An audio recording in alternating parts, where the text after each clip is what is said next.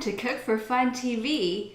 Today is Sunday, September 3rd, 2017, and the time is approximately 9 a.m. in the Eastern Standard Time Zone, and we're broadcasting to you live from the Greater Toronto Area of Ontario, Canada. And today's menu is a lobster stock and keto meatballs with zoodles. So let's get started. For those of you who were watching the channel last weekend, we made lobster for my birthday dinner, and we saved the shells. By viewer recommendation, the shells could be frozen. Even after we've eaten the lobster and removed the meat from the shell, we can freeze the shell and preserve it to make lobster stock with it. So that's what we did here. And in front of me, we have lobster shells from 3 lobsters, each of these lobsters weighing approximately 1 pound each. And we're gonna get a lot of flavor from them. In fact, just as I have the bag open in front of me, I can smell the aromas of the lobster, even though this was previously frozen and only defrosted for approximately half an hour on this countertop. So we have our lobster shells, and we were careful to also remove all the tamales, also known as the organs and the inside parts of the lobster that don't represent shell. There might be pieces of gills that are attached to some of the legs, but mainly it's shell. So I'm smelling a lot of flavor. Okay, and we have in the background some water that is on medium heat for the last 10 minutes. So we're gonna go ahead and put that right in, let the flavors come out, and then we're gonna move on to the meatballs. Okay.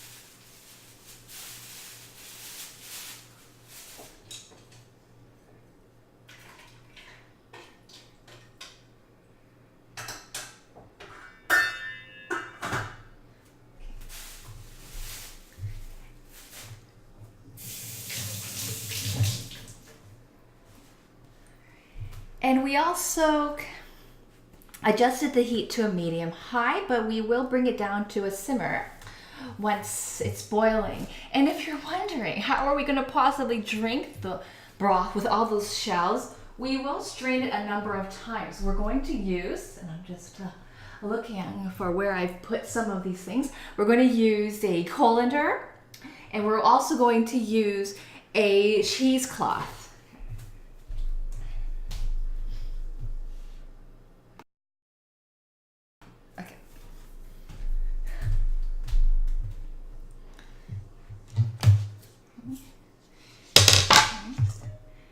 And we'll just roughly chop some ingredients to add into our broth.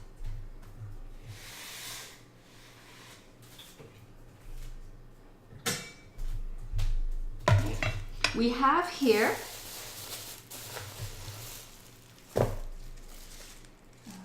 what's known as Chinese celery. The recipe that I posted, if you hit !recipe, it calls for celery ribs. This is an Asian type of celery. It has the smell of celery, except it's more tender. So it's actually easier to eat than the traditional celery, in that it has, there's less fiber. It's more leafy, it's less fiber. So it has that trait. And another trick with celery is that in your Western celery, the inside parts that have a lot of leaves, those are a parsley substitute. So these leaves resemble parsley, and they are a parsley substitute. And these stems are like celery stems, except they're thinner. So it's more of really a different version of celery. Yeah, and it's got the smell and everything. So we're gonna add that to our stock.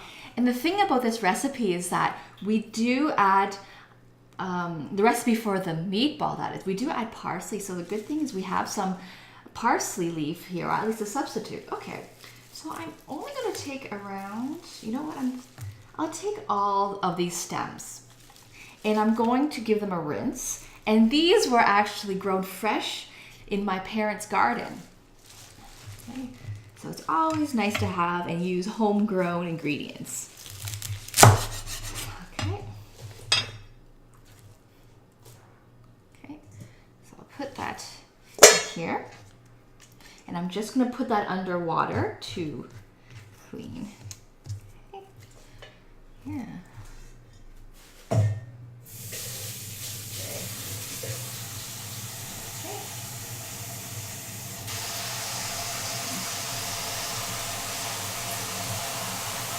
We're also going to put a couple of old carrots. Okay. I'm going to put them in the water. Okay. This one has spoiled slightly, so I'll remove the spoiled part. Put these right in the water. Rinse my hand because I touched a piece that spoiled. And we're going to add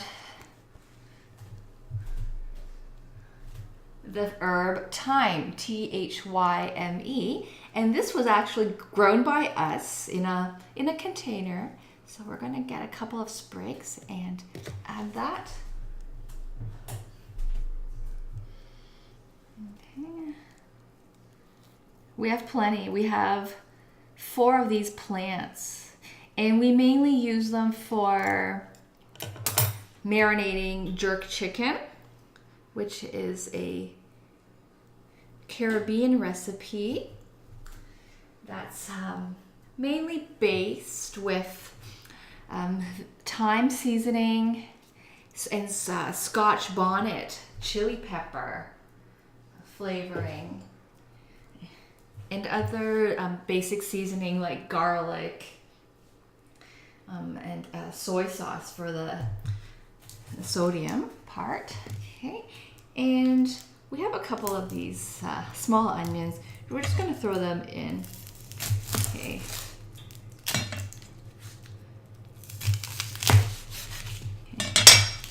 So these are going in water. Just, well, you don't have to, but I'll take off the skins. You don't have to because it will get strained out of the broth, but there's just a bit of excess, so we don't need those. Great. Yeah, so you can't see, but I'm putting all of this in a bin containing water in the sink. So you're just getting a simple rinse before they go into the stock pot. Okay. And our city has a compost program, so all our food scraps go in the compost.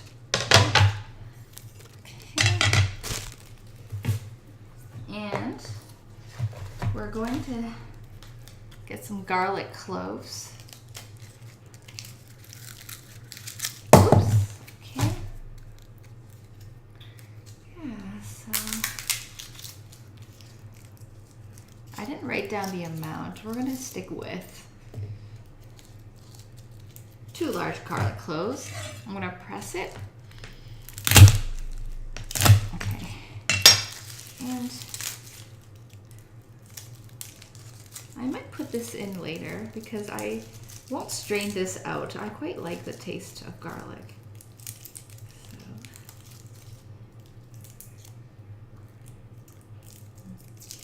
Maybe I'll put one of them in the stock pot and then I'll leave one of them. But be careful and not to strain it out. I do like the taste of garlic. Yeah. Actually, I'm going to keep it. Yeah. So I'm going to put in a little jar or a baby dish. Okay. Oh, you can't see it right there. Okay, so off to the side. And corn is not typically used in the lobster broth, but I'm going to add corn cob to it because I like the taste of corn juice.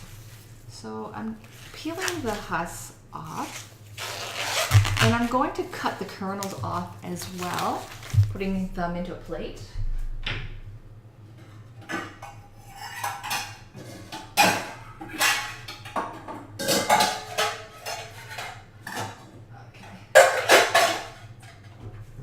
Take a bunch of these out because they always come in handy.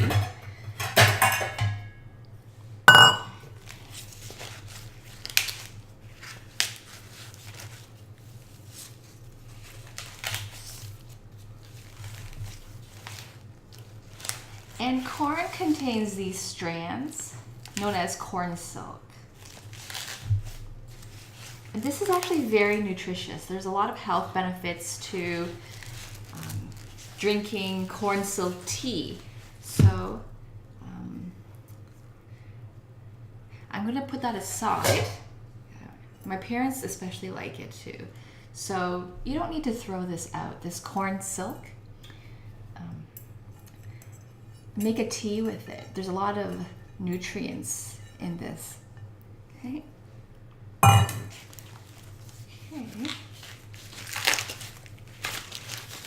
Or it could even go in the broth. Okay, so here's my corn. I'm just gonna rip off the husk. Okay. This goes in the compost. Okay. And I'm going to crack this in half.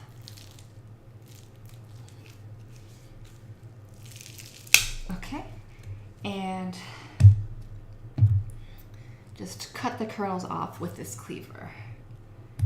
Okay. Yeah, okay. So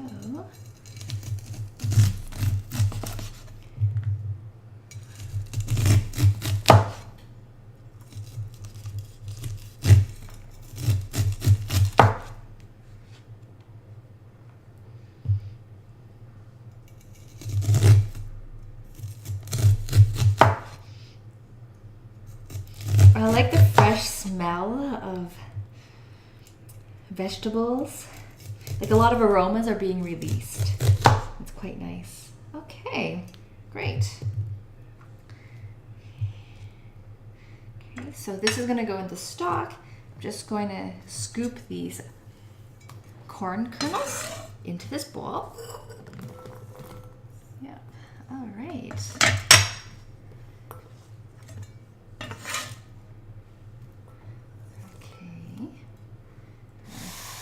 Showing off my vegetables enough. All right.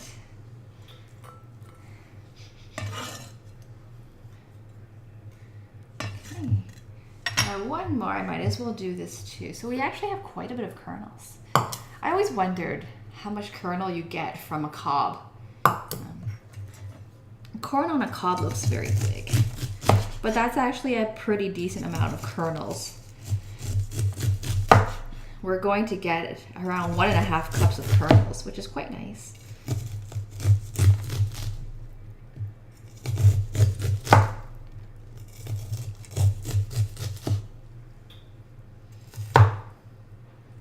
Okay.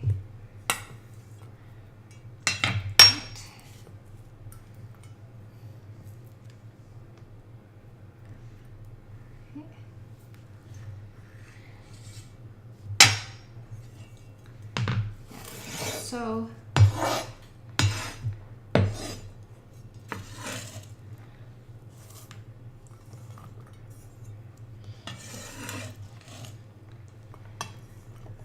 the cob will go in the stock. The vegetables that are in water right now are gonna go in. Okay, so I'm just gonna throw that in so we have room on our counter.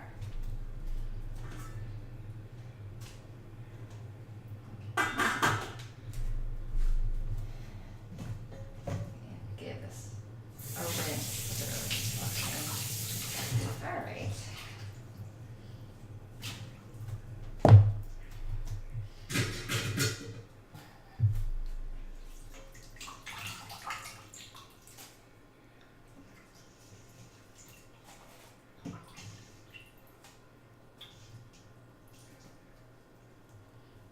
Okay, as for this carrot, it's gonna get strained out of the broth, so we don't need to peel it. We're not retaining it for its aesthetics or texture or anything. It's going to flavor the soup, and I'm roughly chopping it. I am going to just chop them more. The more you chop them, the more surface area you expose in order to release flavors. So I'll just show you an example. So when we had this chunk here, the exposed surface, before I cut it, were just the outer portion, okay? Once I cut it, now I've got these inside parts exposed. So now you have flavor coming out not only from the outer rim of the corn, you have flavor getting released from the sides that have been cut. So that helps to release flavor. I did consider mincing the corn, however, I decided against that because I want these to be relatively easy to strain. We will need to strain it a few times because we definitely don't want any lobster shell particles when we're drinking this stock or the broth in whatever we end up using it for. Yeah, we want a nice, clean, shell-free spoon of soup when we're drinking it. Okay, so the easier it is to strain, the easier the cooking part of this goes.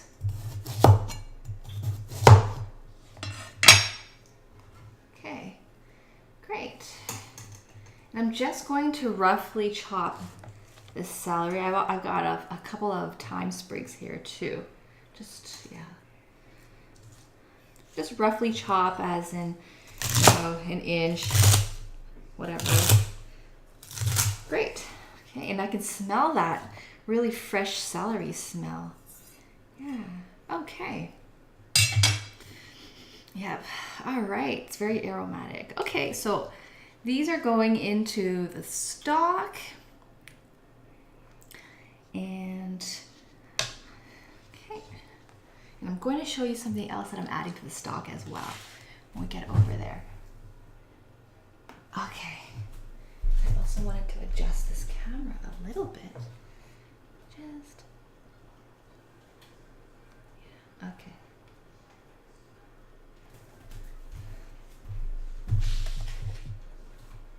Okay, I can move this around. Okay, so we have our carrot and our celery, our thyme.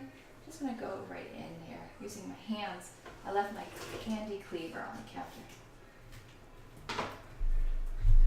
I'm supposed to move the mic.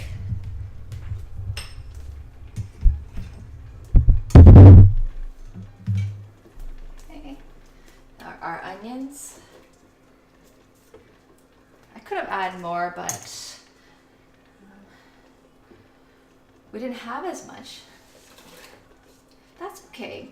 With the stock, you can actually add the flavorings you want. The basic ingredients are the shell. You don't even need to add salt because the shell by nature is already very salty. Okay, and what is this? You're not going to be able to guess because it's packaged differently. This is tomato juice, but it's not only tomato juice. It is tomato juice mixed with clam broth, and a little bit of vodka. So this is actually a Caesar This is a popular drink in Canada. In the US, I think they call it a spicy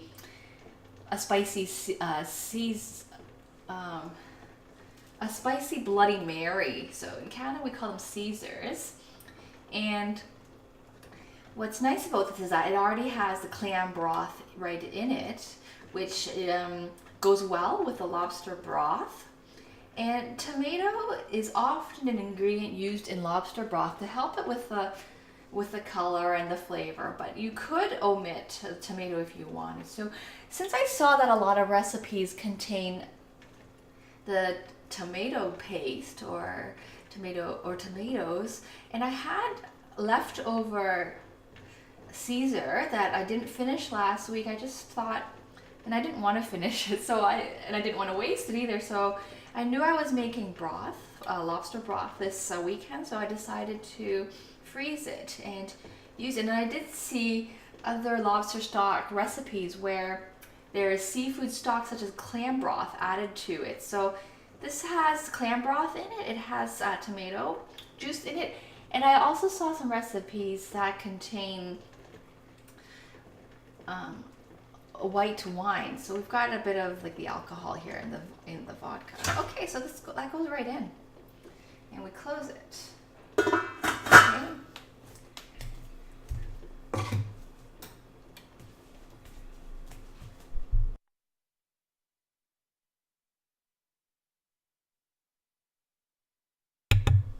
All right, so we go back to the front.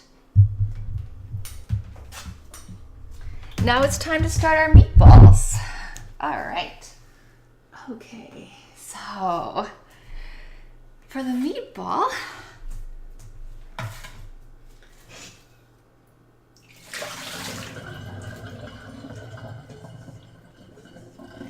this is a ketone recipe. If you're curious what ketone means, you can hit exclamation mark and spell keto. K-E-T-O. K-E-T-O. That's short for ketone or ketogenic diet. And my husband's on this diet where the diet basically disallows carbohydrates and sugar, and the focus is on lots of protein, lots of healthy fats, and vegetables. Hello there, Branlow. How are you? And thanks for the comment. Hope you're all well in Singapore. I believe it is 9:24 in Singapore. And I did think of you because I was about to make a pear tart this weekend, but the recipe involved a lot of chilling time for the filling. We would have to put it in the freezer for 3 hours and then the crust for another hour. Thought it wouldn't work, but I did think about that and consider using a pear filling for the curry puff to make like a dessert version of the puff. So yeah, but we really, really enjoyed it. And my husband he took a bite of it and he was a little bit, because he's on a ketone diet, he kind of, he can only have a bit of it and he really, really liked it. Yeah, so we switched the tart menu item to the meatball. So very, very different, but meatball's always fun and people like to see meatball on stream. Yeah, so as you just tuned in, we finished putting the ingredients into our lobster stock, which was mainly leftover lobster shells. So last week we cooked 3 lobsters, approximately 1 pound each, and we preserved the shells, we froze them, and now those are boiling or simmering in the pot behind me. And we've also added some other ingredients for flavoring: carrots, onions, Asian celery. Okay, so you're tuning in from Singapore, so you might have seen Asian celery before, right? So it is like Western celery, except that it just looks different. The celery ribs are a thin stem, whereas in the West it's a thicker stem, and it's not as leafy, whereas the Asian celery is more leafy. but they pretty much taste the same. Yeah, so my dad grows these in his backyard. He lives down the street, so they were actually picked this morning and they're fresh from the garden. And we added a drink called, I don't know if you're familiar, it's a Canadian drink called Caesar. It is like a American Bloody Mary with clam broth, and I couldn't finish my drink last week and I didn't want to throw it out. And I realized that it would go really well with the lobster stock, because a lot of lobster stock recipes contain tomato or tomato paste. They also contain other seafood broth and a bit of wine, white wine. So this Caesar drink has your tomato juice, your clam broth. It has vodka, so it's not too much. Approximately 1 can of that drink. So that's in the pot right now. Okay, so we're going to start the meatball. Okay. And it's all preparation. The cooking part isn't hard at all. Okay, I'm gonna work with the meat last, because keep our counter area clean. So we're going to have our various ingredients. Okay, we've got egg. We have almond flour. Okay, so a traditional meatball recipe would actually contain breadcrumbs, but breadcrumbs are not compatible with the ketone diet, so we use almond flour as a substitute. We have Worcestershire sauce. Yep. This is not a branded product. The Worcestershire sauce is usually Lee and Perkins brand. Good morning, Death Eater. How are you? Thank you for your comment.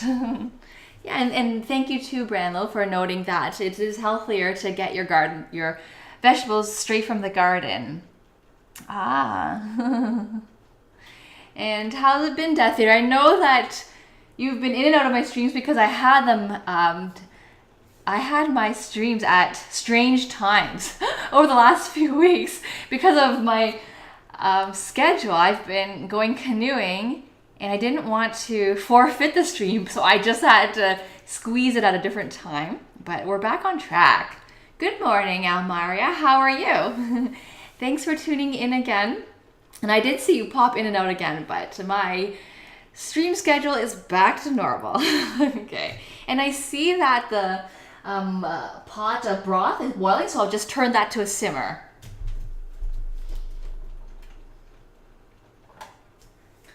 Great.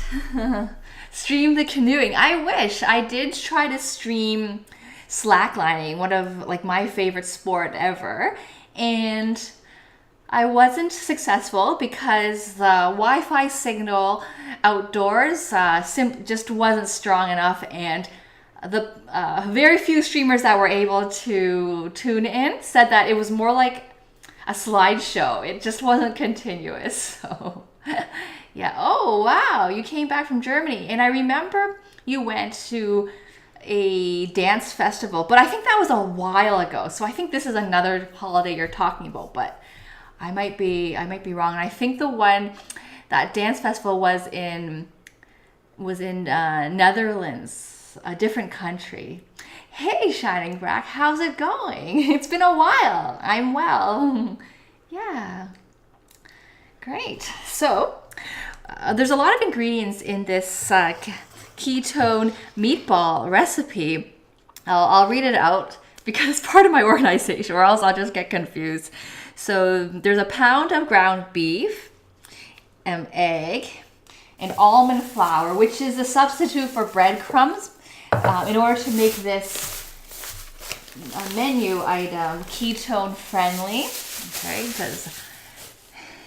and almond flour is simply flour that almond that has been grounded or milled, and most people don't have a machine to mill their ingredients, but a simple food processor like a Magic Bullet or just a a processor will grind it. It won't turn it into a powder. It'll turn it more into like ground nut, but that's fine too.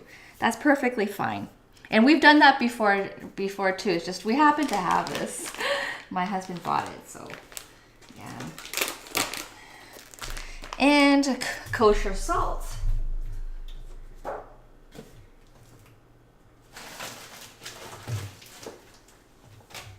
Okay, so we've got kosher salt, and you can use regular table salt. Yeah, the difference is that the particles are larger, and you can be more accurate with the amount when you're sprinkling with it. Actually, I think table salt is fine because it's a more economical version, but we have it, so we're just gonna use it. Okay, and onion powder. Okay. Parsley flake and garlic powder. With onion powder, you can substitute with regular onion. It's just that when you're trying to combine your meatballs together and bind it so that they stay into a nice ball form, your ingredients have to be really, really dry. And that's why the onion powder, the parsley powder, and the garlic powder, it helps. But fresh ingredients always taste better.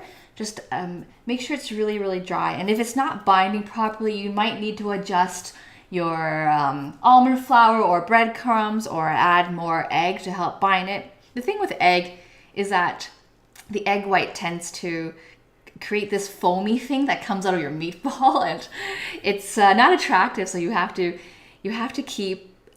We're doing this on the stove top for the meatball. You have to keep turning it to so that you don't get lots of noticeable foam. When you bake this in the oven, each meatball will be sitting on a puddle of egg foam. It's not quite doesn't look that nice, but it tastes fine. Ace is perfectly fine. Okay, Gamescom. Okay. Days. Okay, I have to look that up. I've never heard of that event before. It sounds fun.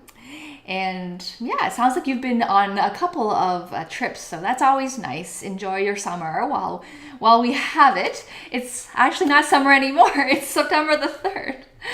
Yep, our summer just came and went. But the autumn's not too bad. Yeah, it's not snowing yet. Okay, you must be busy, Shining Bright. As I recall, your work involves students or marking papers, so I think you're gonna have a very, very busy coming few months. So enjoy yourself while you have the weekend to yourself. Oh wow, Gamescom is the biggest public gaming event in the world. Wow. Okay, in the world. Okay, wow. Wow, and I guess it's convenient that you're able to travel to there, not travel a far distance. Yeah, great. Wow, I've never heard of it. I'll look it up. Okay, and we also have the Worcestershire sauce and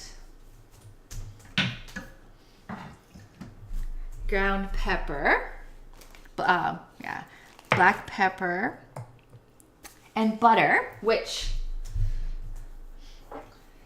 is for frying. And I'm gonna use, I have butter in the fridge, but why not just change it up? I'm gonna use ghee, which is common in Indian cuisine, and it's also known as clarified butter. It's more pure than butter in the fridge. It's very, very good butter.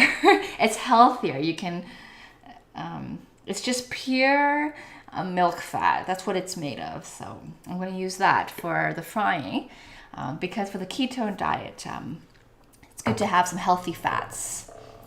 Okay, so I'm going to just measure out these ingredients and put it into this bowl. I've blocked the camera view. Okay. And then I'll add the beef last because I'm going to get my hands in there.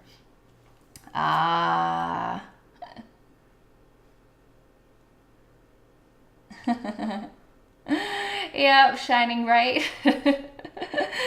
Life is always busy, and it's busier when it's back to school.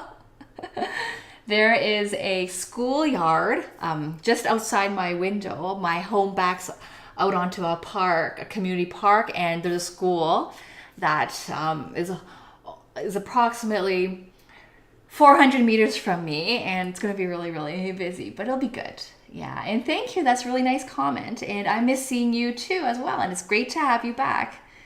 Yeah. Do I have to go to a variety of shops? So my grocery shopping regime involves mainly going to a Western grocery store called No Frills. It's quite a popular chain in Ontario, Canada. It's a popular low-cost chain, but it's also they don't really come across as cheap. Like it's well marketed, so No Frills. And in their logo, the banana is a smile. Like it's it's a happy place to shop. It's very large. They do price matching. So if a competing grocery store has something that's cheaper than No Frills is marking it, then they will match. So, and then we go to, I would say, one or two Asian grocery stores for other ingredients as well. And a lot of our Asian grocery stores have a combination of other ethnic ingredients. So you'll have like East Asian, South Asian, Southeast Asian, and there are lots of grocery stores in my neighborhood, so very, very convenient. When Thursday comes around, I'll show you, we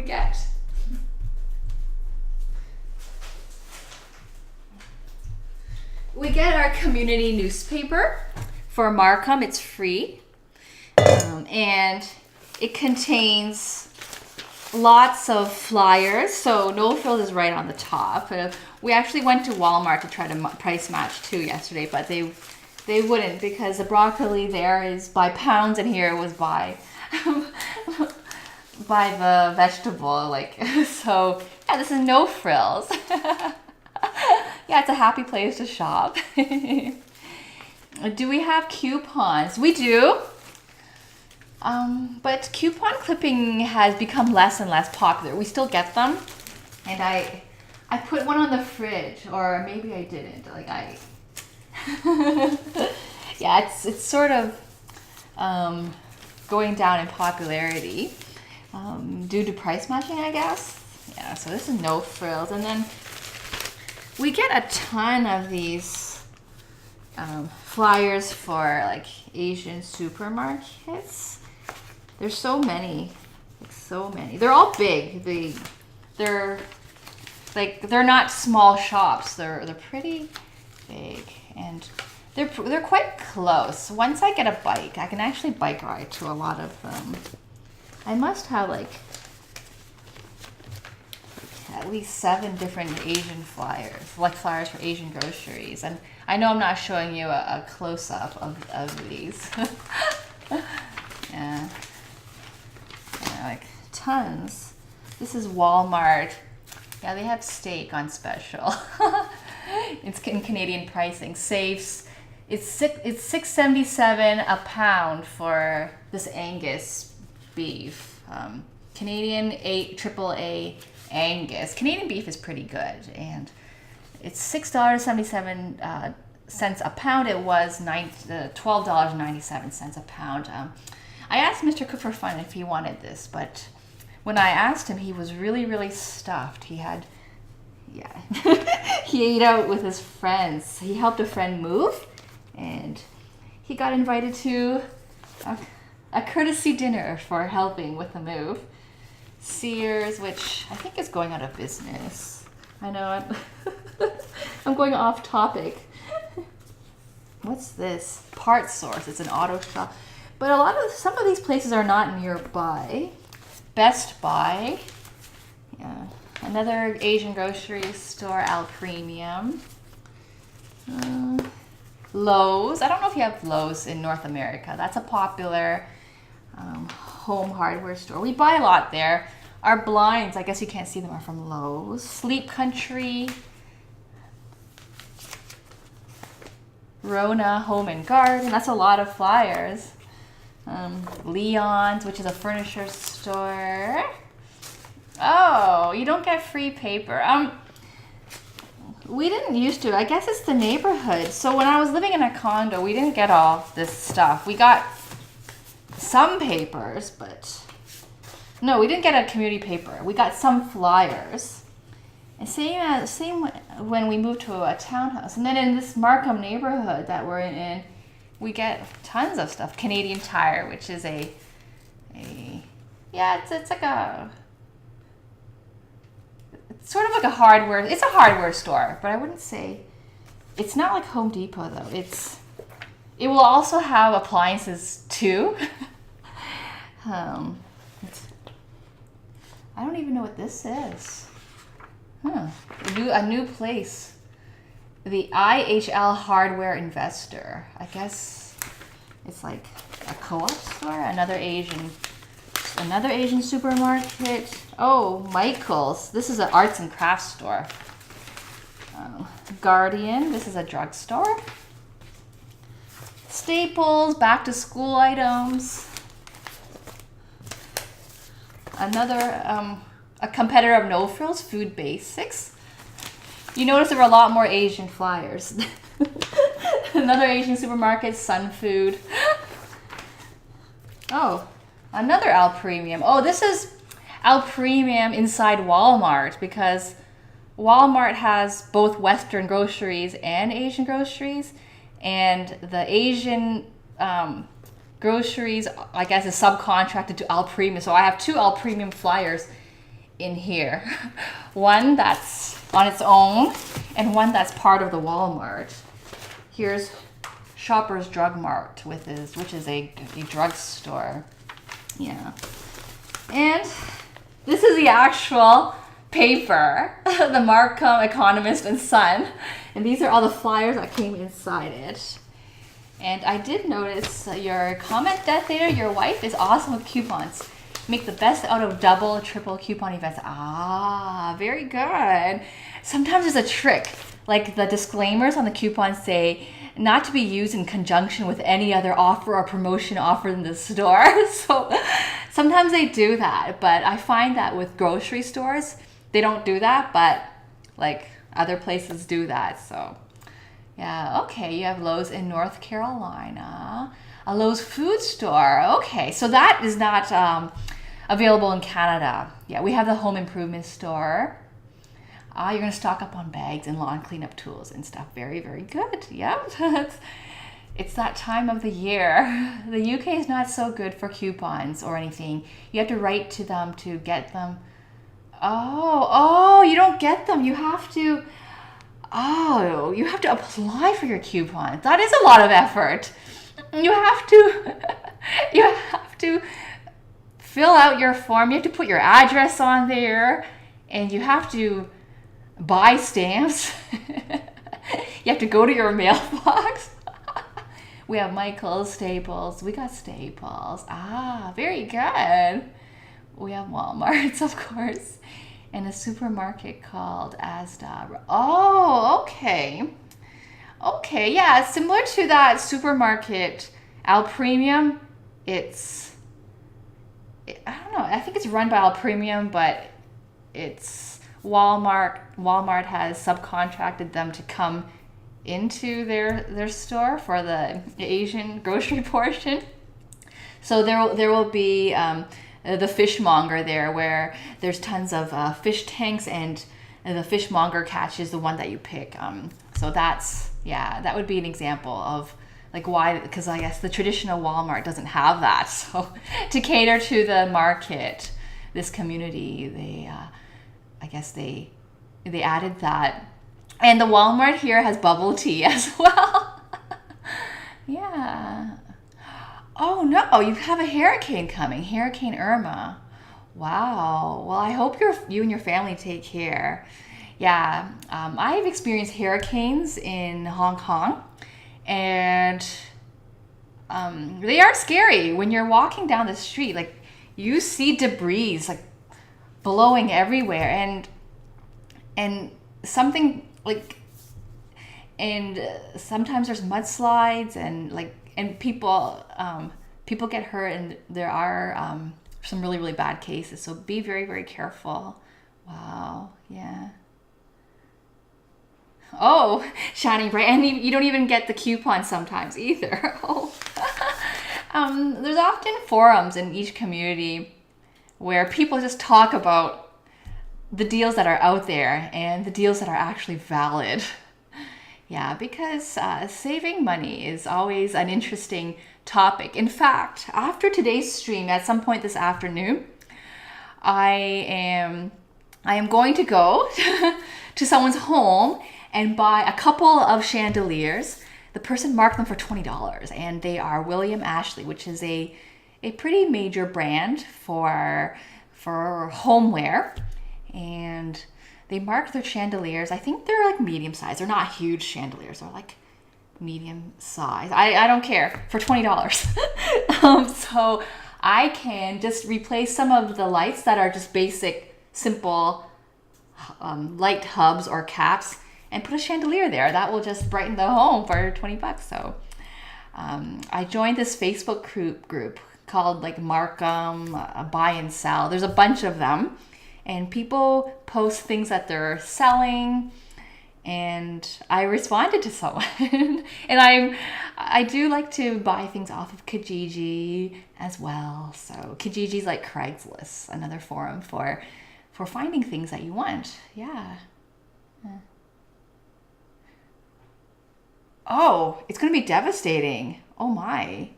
Has there been warning? Like, so you've been actually told what to do. Oh, wow. Do you have to, is it safe to be at home during this hurricane? Because if you are able to leave and go somewhere until it dies down, that would be, yeah, wow. Devastating. That's not good, because it always reaches the news, and we all know what happened in Houston. Yep.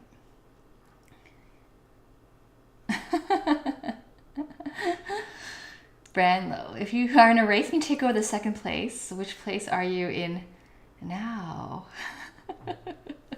I think there's a trick to this. I will let someone in the community answer.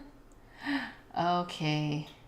It's in a couple of weeks, so you have time to prepare or make plans to be somewhere else or to be safe. Wow. Okay. Well, my prayers and thoughts will be with your community, and I hope everyone stays safe. Yes, it's a shiny shirt. I thought, I'm still unpacking, and I thought, let's try this shirt out today. Okay, so we talked a bit about our newspaper.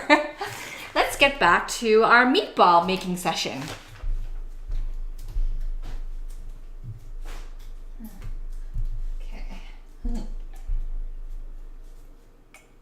Okay, so I'm going to get some measuring spoons.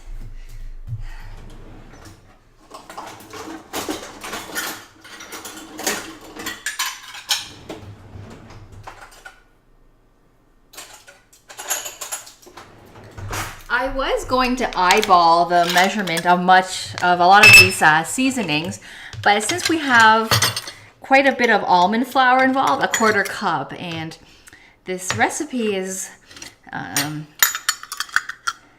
a way dedicated to my husband because he can't have meatball with breadcrumbs. I don't want to get the almond flour portion wrong. So yeah, so speaking of which, let's start with that. A 1/4 cup. Ah, you're in the second place. Okay, it was meant to look like a trick question. I remember back in my school days when I wrote exams, I would overthink the question because I didn't want the question to get the better of me. Yeah. Yeah. So I put in a quarter cup of almond flour. That seems quite little because if I were to make a recipe with breadcrumbs, I feel like I would put more, but I'll go with it, and I can always adjust as we go. And okay, this is easy. The black pepper. It's a quarter teaspoon. I'm just gonna keep grinding it because black pepper is always very nice. And when I look at my list of seasoning, so if you're wondering the recipe, you can hit !recipe. I feel like I need a bit of a boost in this recipe. I might add some chicken stock powder to it. I think I will, but let's work with the original flavors that the recipe called for first. So parsley, 1 teaspoon. And again, you can use fresh, but make sure they're dry because the more dry your ingredients are, the easier it is to ensure that your meatball binds into nice meatball shapes. There is a recipe, like a meatball-like recipe, more of a shish kebab recipe. And I'm adding onion powder, 1/2 teaspoon. That is very good. It's called kubita. It's a Middle Eastern shish kebab made with minced meat. And you actually wrap minced meat around your skewer. And it's hard to do it because minced meat by nature is crumbly. It doesn't bind together. And the thing about that recipe is that it contains tons of fresh onion. So the first time I made it, I didn't barbecue it. I cooked it on the frying pan, and it just kept falling apart. It was so difficult. It tasted really good, and I had to just sort of rewatch different YouTube tutorials on how to make it. And you really do have to dry out those onions. You have to let them sit, on a strainer, let the liquids strain out, and just pat it dry many, many times to work with as dry as possible onion. Yeah, so onion powder is the easy way, but fresh onion is definitely really tasty. And kubita, there's different ways to spell it. I think Kubideh or Koobideh, because it's not an English word. It's transliterated from Farsi. So the spelling is just kubita. Yeah, that's actually really, really good. It's one of our favorite like shish kebab dishes. Okay, and garlic powder. Okay.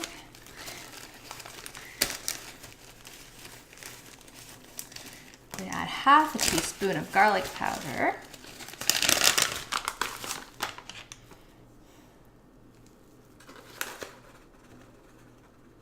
Okay. And I mentioned I'm going to add a secret ingredient that's not, well, it's not secret. It's not a secret, but an additional ingredient that always makes, or often makes, a lot of foods taste better. So I'm going to add chicken stock powder.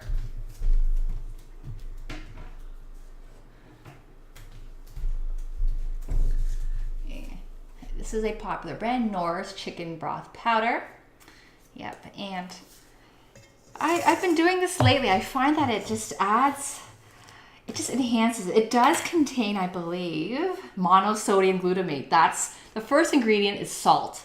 The second one is monosodium glutamate. Okay, so I'm going to add just 1/2 teaspoon of that. It's just going to enhance the flavor.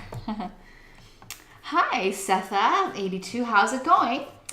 And welcome to Cook for Fun TV.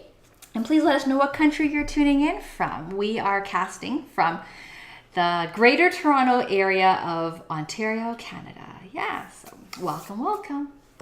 And the flags to our left and right represent countries that viewers have tuned in from since our show started in December. I think in our community, we have viewers from Belgium, Singapore, UK, North Carolina, England.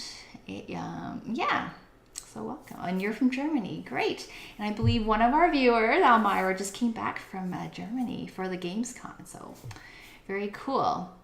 And you said, please don't throw anything away. So we are simmering lobster broth in the background on the small camera over there. Your right is my left, so I had to be careful about that. And we are going to, after we are boiling lobster shells, and we're going to keep them, and we're actually going to compost them. We're going to put them right into the garden. We also have some vegetables in the stock. We have carrots, onions, sprigs of thyme, and Asian celery. And we will also compost them. Yeah. Okay. Great. Now we're gonna make the meatballs and get our hands all covered with meat juice. Okay. Okay. I'm going to stall for a bit before I get my hands all meaty. I don't know if this is a proper technique, but I'm firstly going to grease this pan with some ghee. Okay, this is clarified butter. It's just a 100% butter. Yeah, it's often used in Indian cuisine. It's very spreadable too. And I'm going to get approximately 2 tablespoons. That's probably a bit more than that. And just spread it on there, okay? The reason I'm doing this is because I want to put the meatball right into the pan. I don't want to put it on another plate and then put it on the pan. I want to reduce the number of dishes I wash, so that's just a cook for fun preference. And I'm just greasing it, yeah.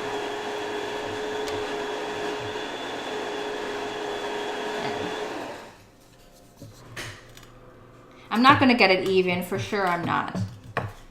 Yeah. And actually, I don't even have to do this.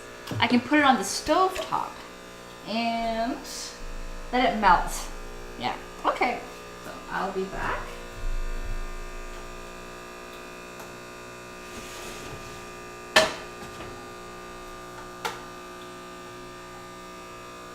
That's right, Death Eater. All about reducing and washing dishes.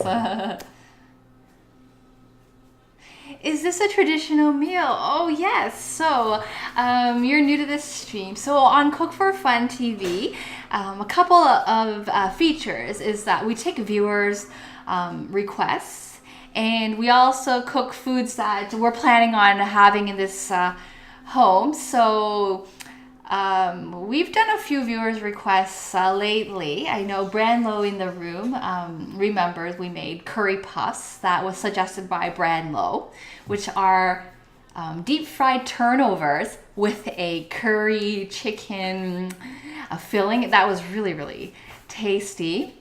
Death Eaters in the room, we've done jambalaya before, and I think a few other items. And Shining Bright.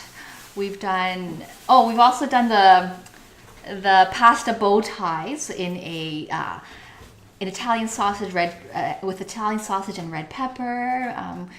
We did a birthday special for Shining Bright where we had a pasta with a shrimp marinara sauce. I hope I'm not missing anyone. Oh, it's waga, yes, pheasantjan, which is a Persian dish. The first time I ever made it, and I repeated it because it's so good.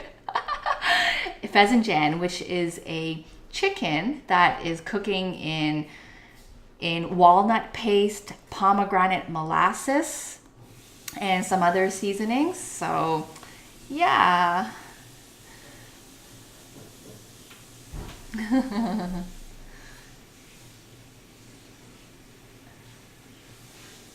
So we do all kinds of things here. Today's stream, it's actually not a viewer's request. We've had a whole string of viewers requests, but last week we made lobster, steamed lobster for my birthday, and we saved the lobster shells to make lobster broth. So in the background, we have a pot of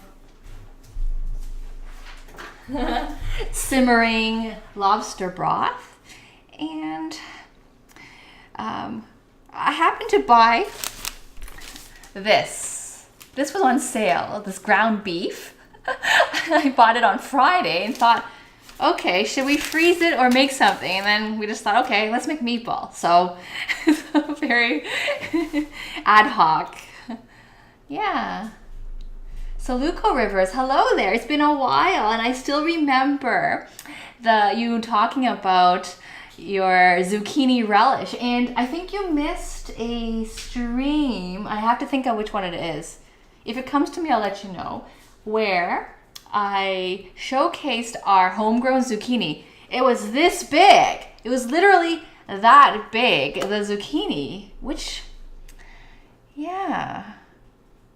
I'll have to think really hard which stream I made that. I used that zucchini in. It's going to bother me now. But yes, we grew zucchini and it was so big, and it was a lot of fun to see that being produced in our own garden. And you're sad about not having Jell-O pudding.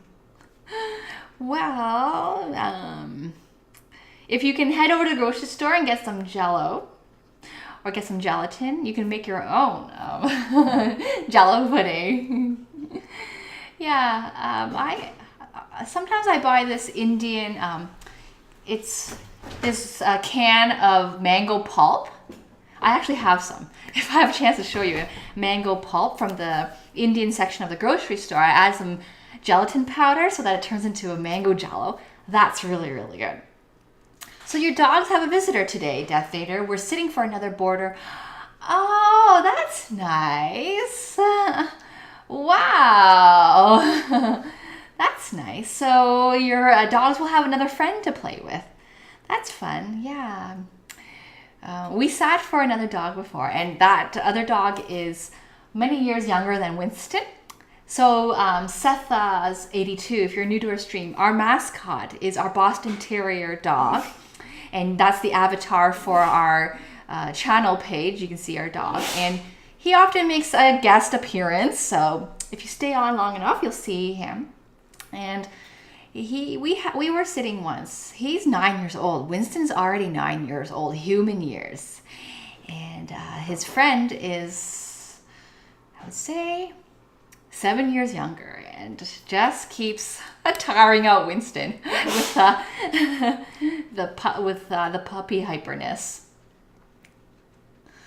Yeah. So I'll try to let you know which stream that was, Luco Rivers. Yeah.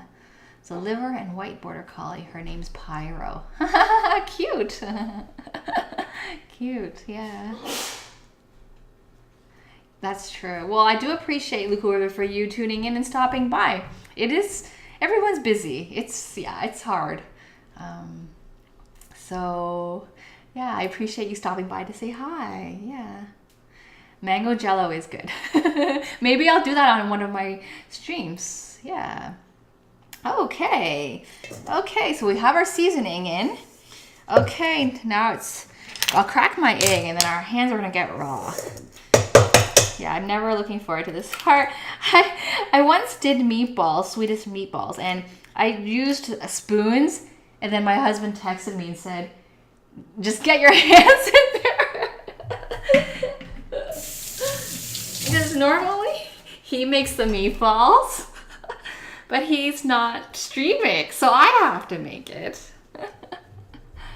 Okay, you're very welcome, Sepheth. Everyone here is part of the community, and a lot of them recognize each other too. So I hope you enjoy tuning in and hopefully making some new friends. Hey, Kent056, it's been a while, and I know you've been like wondering what's been happening with our stream because the schedule has been a bit wonky lately, but we are back, and I know I appreciate you tuning in too and trying your best because it is 10 p.m. in Singapore. You're joined by Branlo, a fellow Singaporean. So, yeah, very nice to have people from different parts of the planet tuning in. Yeah, you see light here, but where you are, it's dark.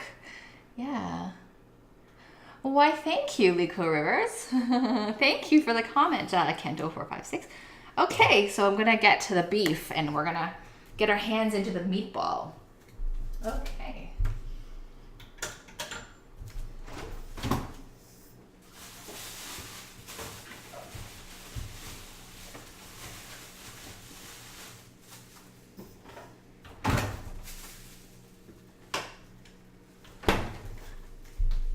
Okay, so here's our club pack. We're not going to use it all.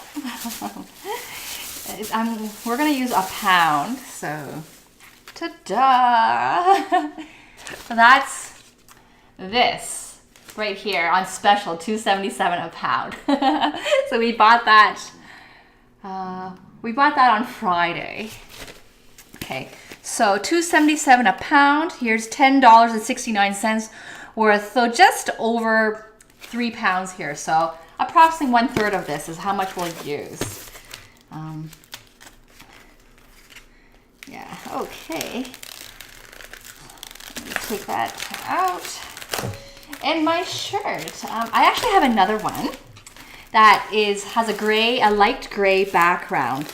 Like the type of gray you see for hoodies, that really, really pale gray with those with that mix of little other colors in it. I don't know if that makes any sense. And then the cat is a black. So it's almost like a slate, like a slate gray or a stone gray, really pale gray back, and with a black cat. Yeah, but it's not as shiny as this one. Okay. I'll use this spatula since it's gonna go back in the pan. So 1/3, I'll just sort of eyeball that.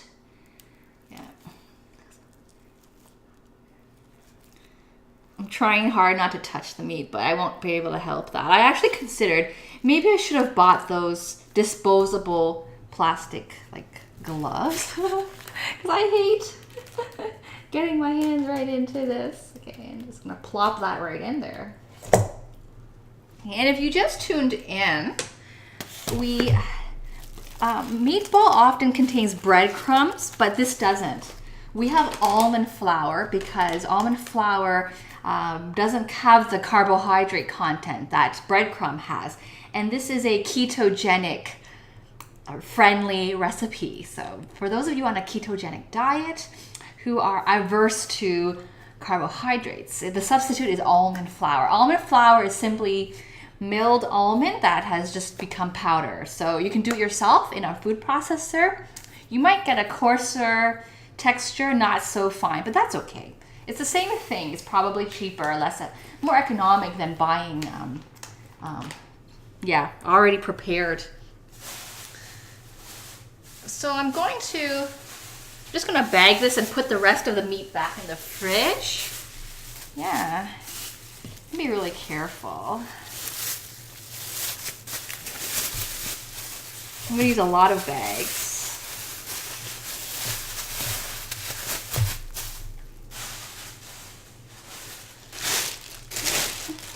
I've had leakage before in the fridge. It's not fun. Okay.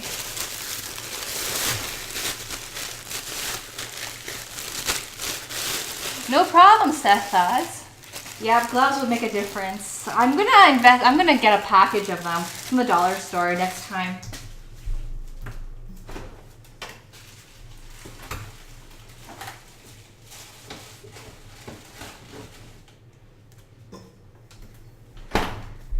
It's bothering me that I can't remember which stream I featured the zucchini.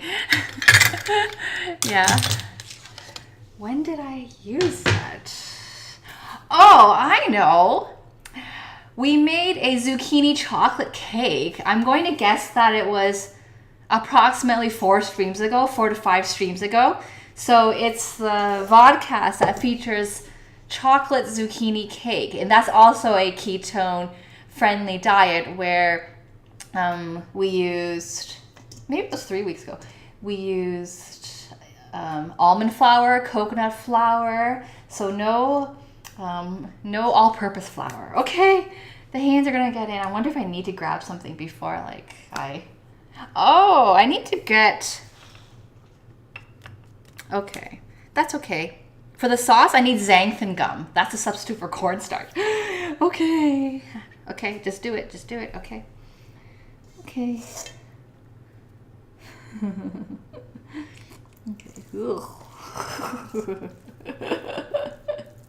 Yes, Almira, good memory. It was decorated with frozen strawberries, so it was very, very wet, and Almira said have to dry it a bit first. That's right. Yeah, you were there. I know the meat is gross to touch. I'm like just trying to be... Yep. And we made that in a bundt pan. So it had a hole in the middle. It had a nice shape to it. Yeah. And the texture came out more like brownie rather than fluffy cake because there's no flour in it. Everything that's in it is very dense. All the nut flours, the almond flour, the coconut flour. So it was a very heavy cake. So it was more like a brownie in terms of the texture, but it's good. It's very good. You know, if you're on that diet, it will help you fill that void of missing. I did forget something, and I'll have to wash my hands to add it. It's Worcestershire, but that's okay. That's the liquid ingredient. So, yeah, I get to ensure that we're well mixed first before adding that extra little bit of liquid. Yeah, there is also another ketone cake that my husband's been making quite regularly. It's a microwave cake that is cooked in, you prepare it in a cup, just a mug. Oh, there was a mug on camera before. And you mix everything in and you just stick it in the microwave. And after around 2 minutes, your cake is cooked. And he's really enjoyed that because he loves cake, he loves bread, and he felt like he was really missing that. And so the fact that he can have something that's delicious and that's accommodating to his diet, that made him really happy. So he eats that, like I would say, 3 times a week, this microwave cake. I know, don't be afraid, okay. All right, we're doing, you can't see it because my bowl is not clear, and also the camera is on top of the stove. So when I raise it up, you can see a little bit. But it's bounded well together, and it's cold. There's nothing wrong with bread, but it doesn't work for his diet. I love bread. Yeah, and my husband's stepfather makes really good homemade bread, the best ever. It's better than bread from a store. It's so light and fluffy, and sometimes my husband would eat a half loaf at one sitting, like sit at the computer and just pick at the loaf of bread and eat entire half loaf of bread. But he's avoiding that now due to his diet. So, yeah, he's finding other ways. Like he's making ketone breads out of coconut flour. It's different, but it's helping him adjust to this diet. A giant. So with the onion, we added onion powder. We didn't add fresh onion, but I did mention that you could add fresh onion. Just make sure that this is raw though. Winston would love this. the seasoning would be bad for him, but yeah.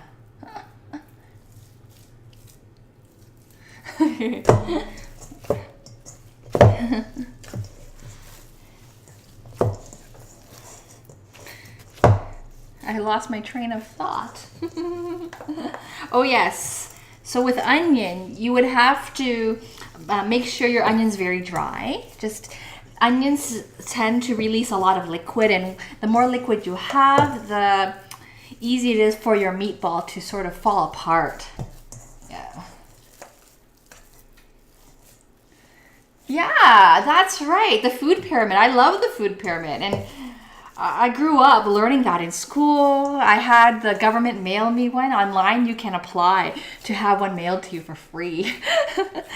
And I ordered one for my parents, and we put it on our refrigerator then. So things have changed. But I love bread, and I feel like the staple is the carb. Like I feel like you have to have your bread, pasta, or rice, and then everything else goes with it. Like I feel like it's those your carbs help to neutralize a lot of the foods. Like if your meat is salty, like it's good to have, like for example, curry. It's good to have your curry with rice, or mop up your curry with your naan bread. Just I can't just have curry like that without pairing it with something. So yeah, I guess you substitute your carbs with vegetables.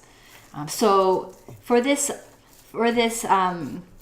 meatball dish, we're actually going to prepare a sauce, like a creamy sauce, and I'm going to make some noodles, and Mr. Cook for Fun will have zoodles, zucchini noodles. Yeah.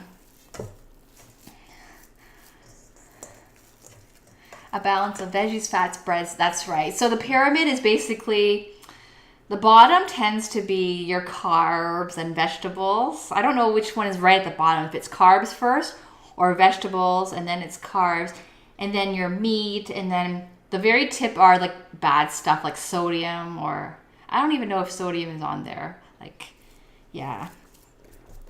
And there's all these theories that humans should only consume this much meat per day. Like we don't need to be eating that much meat. Yeah. But with the ketone diet, I think it's like the opposite. You're eating like lots of meat, and I think it's an upside down pyramid for the ketone diet. I shouldn't laugh because it's a serious thing, but like it's, yeah, times have changed, and so all of us are confused with what's right. Nobody really knows. Doctors don't even know either. All right. Okay. And I didn't add the Worcestershire sauce. I'm going to have to wash my hands and then get them meaty again. So, yeah. I kind of want to holler for Mr. Cook for Fun to do that. That's okay. Okay, so. Yeah. Lots of soap. I don't even know if the liquid soap is as strong as a bar of soap. I think it's watered down. Sometimes when I wash my hands after handling meat, I use dish soap because I think it's stronger than hand soap. Okay. It's not good for the hands, but I just feel I feel like these liquid soaps, they're not for, yeah, I don't know, they don't feel clean. They're not for cleaning very dirty hands, or for cleaning just your hands a little bit. Yeah. Okay, I added dish soap.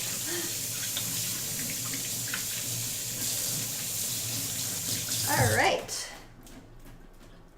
I had a little cloth somewhere. Okay. All right. Okay, now I'm gonna get my hands dirty again because I'm just gonna add 1 teaspoon of Worcestershire.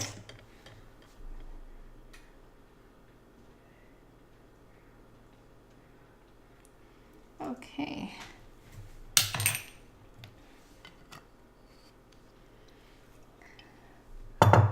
Ah, yeah. Meat fat likes to coat the hands. Yeah, that's true.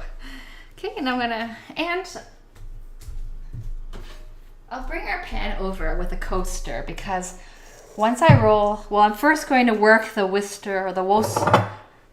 I actually had to study or research how to pronounce the word Worcestershire, and it's like the O is like the wall. It's like wall, like was.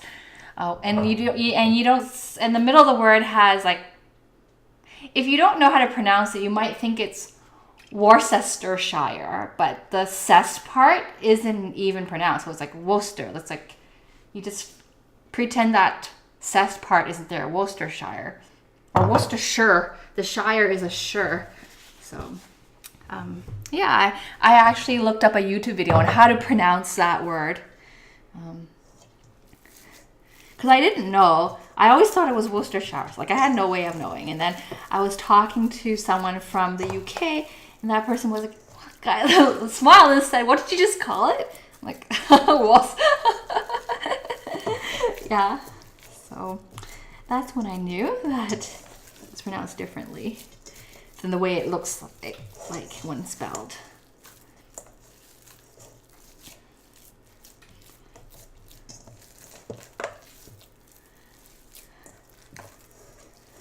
Ah, Luco River hamburger patties. Same here. Making it is so easy and a lot tastier because you can add the ingredients you like. Like you can add chili in it, you can add mushroom bits, make it a lot more aromatic. Yeah, if you try adding cilantro or cumin. Yeah, and I've talked about it. I think you might have been on the stream too when I talked about making burgers. I've never made it on stream, but I've talked about making it in general and how, like I mentioned, the beef that I bought, that package that I opened up on camera is approximately 3 pounds for all of that, for $10.69. And if you go to a restaurant in North America and order a burger with fries and you might add cheese and bacon extra, your meal is going to be $15 around. So why not make them at home, and you can make a lot more and share. You can probably make, with 3 pounds of meat, you can probably make, so a quarter pounder, let's say. So you can make 12 plus burgers. Worcester sauce. I remember you saying that before. Hi, Cooking with Kelly. How's it going? I've caught you a couple times on your stream, but it's been a while, so I hope you've been doing well. And I did remember you cooking with I don't know the word, sous vide. Is that, yeah, one of those cookers that allow you to cook something in advance. And then when you want to serve it, you don't need as much a prep time after it's been in that machine. So I remember that. Yeah. And let us know what country you're tuning in from. Although I believe I know. I think you're from Kentucky. We are an international channel, and the flags to the sides of the screen represent countries that viewers have tuned in from since our show started. You also get dense patties from a machine. Rather, you get a nice and loose patty, which when seared has so much more. That's right. Yeah, you get a lot of juices. You do. Yeah. Okay. If you've been noticing, my left hand, which is your right when you look in the camera, I've been trying to keep it meat juice free. So I'm going to try to do this all with one hand. I don't like the feeling of, no, I've got to get into it, because one of our Swedish viewers way back in, I think January, said that the trick to rolling perfect Swedish meatballs is to roll it like a snowball with both hands. That way you can prevent some of these cracks that I have, which I never realized people really actually cared about. I'm happy to eat any meatball. But that viewer said that his grandma said that the trick to making your meatballs nicely circle shaped or spherical is to roll it like a snowball. So we're gonna listen to the viewers, even though that viewer isn't on, and yeah. So yeah, I don't have any cracks in there, so it does work. And so I'm just gonna put that straight on. Yeah, that's a pretty big meatball, but I think it's gonna shrink. And thank you for your comment on the kitchen. Your kitchen's nice too. I noticed your backsplash, and I've always wondered why you don't show more of your kitchen, because in your stream, we see your face and we see your work surface, but we don't see anything else. So, and I have noticed your backsplash. So from what I see, I think your kitchen's nice too. But thank you. Yeah. So, yep, getting my hands right into it. Okay. Oh, well, good luck to you, Death Hater. It is good to go early. You've got 2 weeks, but the supplies are going to, I'm going to say get lowered. I want to say the word dwindle, but I don't think that's the right word. So, yes, so stock up, and yeah. And keep planning from now until then, so that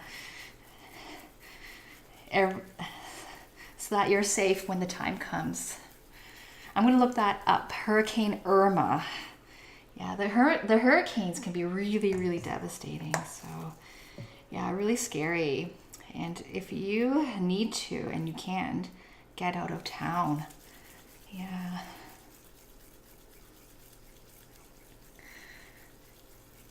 Oh, you throw small bits into soups. Like, you mean bits of meatball? Yeah. I agree with you, Almira, that it's good. Try not to waste anything. And we often follow that in the kitchen. In fact, the egg that I cracked into our meat batter, I kept the shells and I put them in the sink, and I'm going to later put that in our garden. So when the season is over in approximately a month and a half, I'm going to bury all the eggshell scraps. Oh, you make very tiny meatballs and put them in your soup. Okay, you know what? I can do that. I'll save a bit of meat so that I can make some tiny meatballs to maybe add into the lobster soup. So we have a few ideas going on. And my menu says lobster stock. I'm actually doing a bit more than that. I'm going to boil some noodles and add some ingredients to the stock afterwards. I'm going to add some tofu, I might add some Thai basil, some fish ball. Oh, not fish ball. I have shrimp and some imitation crab. Some of the celery leaves that I had, that you can see them in the background. Yes, that's an eggshell funeral. Yes.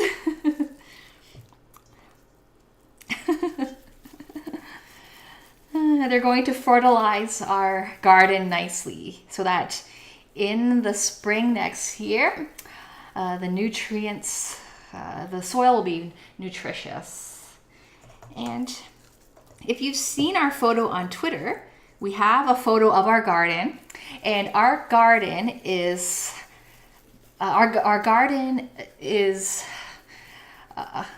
in a garden bed that my husband built. And modeled after a German style of garden called Hugelkultur. So it kind of is like a funeral in that the garden bed resembles an above ground coffin. It looks like a coffin. It's a long box. It looks like a coffin above ground. So yes, our eggshells are in a coffin. That's really morbid, especially since garden represents harvest and growth and life, not death. So, but yeah. Oh, you moved? You're in Indianapolis now. Wow. Okay. Ah. Okay, I should check out your stream again. It's been a while. And how's the settling going in Indianapolis? Yeah. Moving is really tough. It is.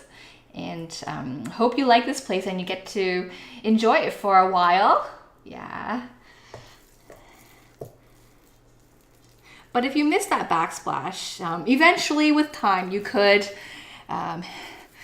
do the changes that you want. Yeah, I think we're probably going to replace our sink at some point. We find it a bit on the small side. We want it to be a bit bigger.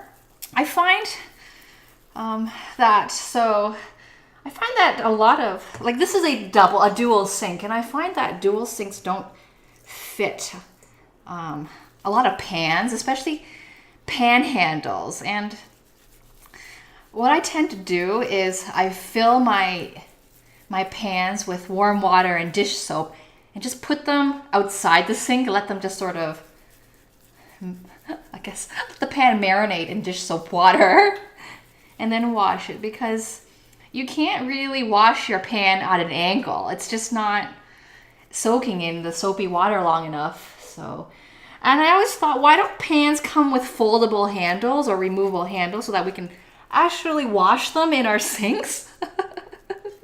Yeah, so that's sort of, but you know, I shouldn't complain. That's just the way it is.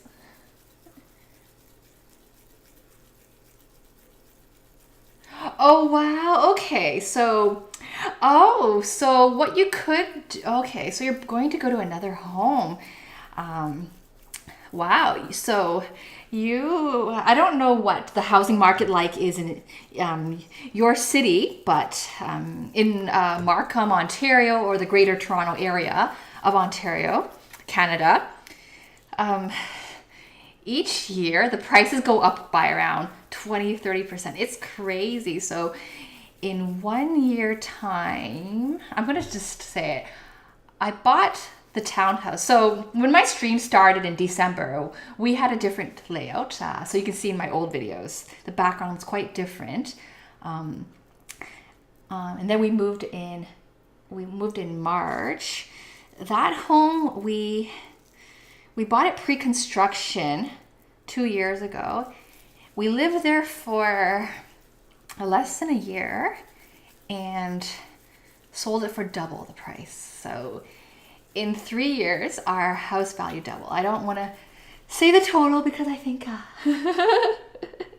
it's going to shock people, but yeah. So by the time you move out, you'll probably get a really good price.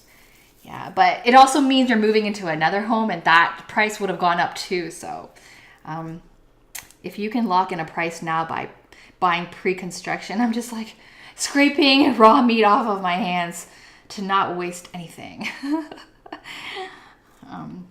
Yeah, that would be good. But so I guess you won't be unpacking everything. Yeah. I find I still have things packed even though we moved here half a year ago. Yeah. It's always home improvement or making a place feel homey is always a process. Either finding the right place or making the place the way you want it. Yeah. So in Canada, it is noticeably chillier. It's approximately, I would say, 10 degrees Celsius. That is half of room temperature if you're in Fahrenheit. So I don't know the conversion, but just imagine like half before you reach freezing temperature. Okay, you can see in the screen the meatballs fit very nicely. Okay, in this pan, and I'm going to wash my meat juice hands. All right, okay, with dish soap because the grease is really, really sticky. It's really, really gross. Ugh. Yeah.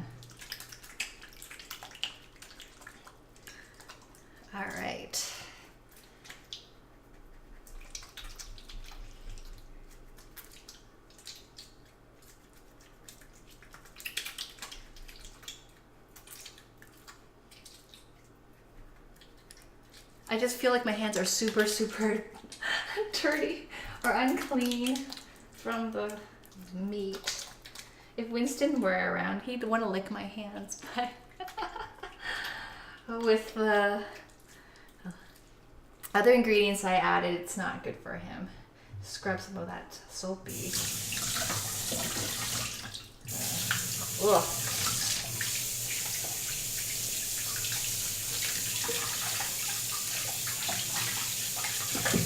All right.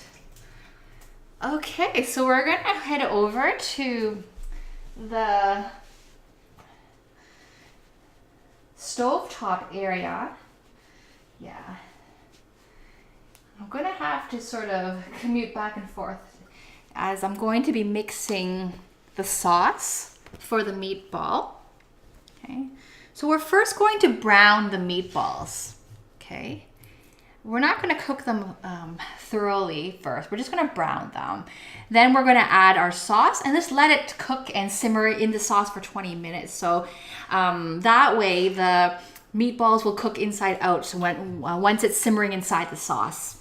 But we're going to first brown them. Okay, so just switching the view. All right.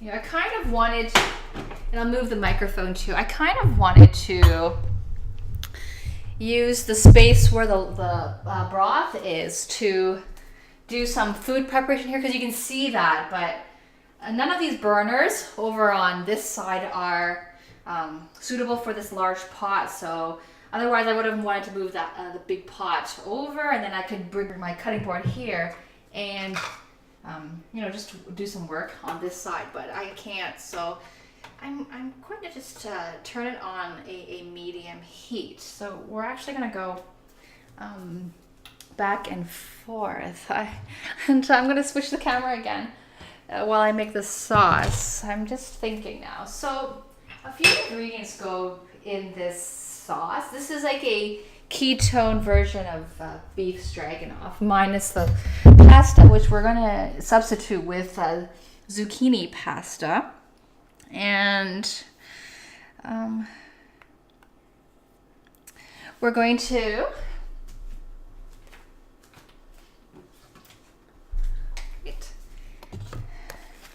I want to change the view. Sorry. Okay. We're going to use mushroom.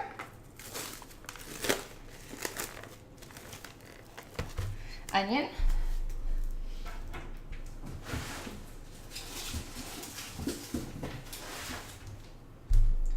Okay.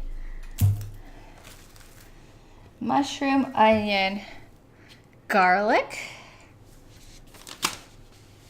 Oh, I should have prepared more garlic, so that's fine. I'll do that here. You can see my notepad. I should hide that, but you all know I read my menu. I don't have it committed to my brain.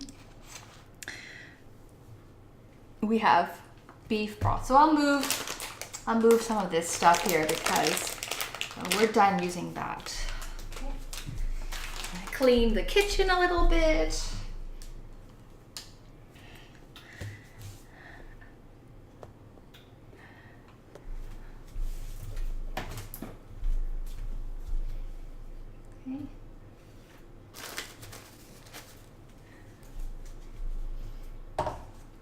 I'm also going to get from the fridge some yogurt, and I'm going to get xanthan gum as a substitute for cornstarch, as a thickener for the sauce.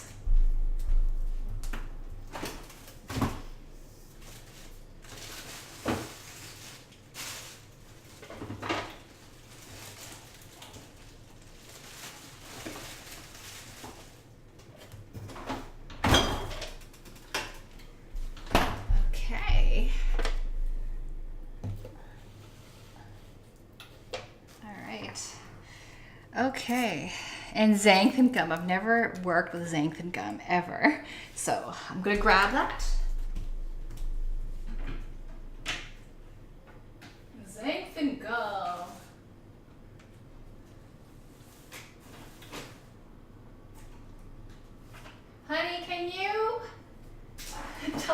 xanthan gum looks like.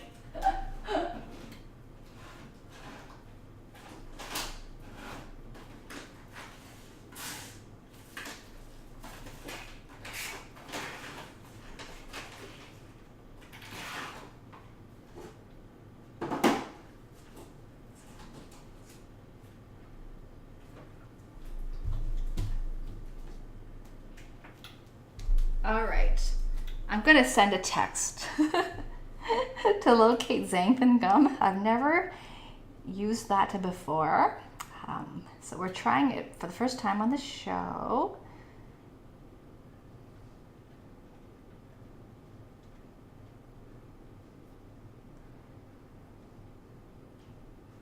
Okay, so I sent a message and it should appear magically.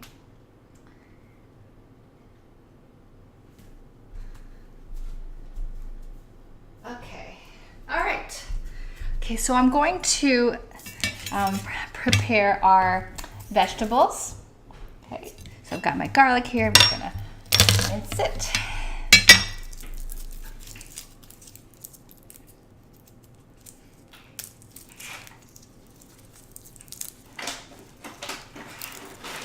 All right. And we're gonna dice up this onion.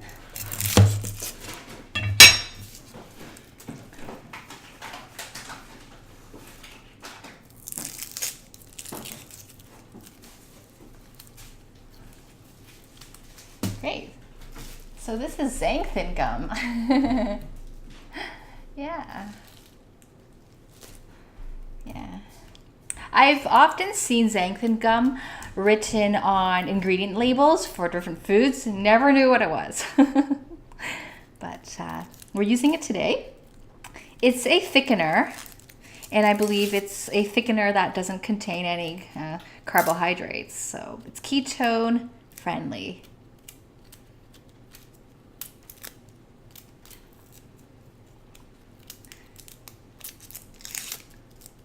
And if you're wondering why the meat doesn't appear to be cooking, I have it on a medium heat just because my back is to it while I'm preparing the ingredients that go into the sauce.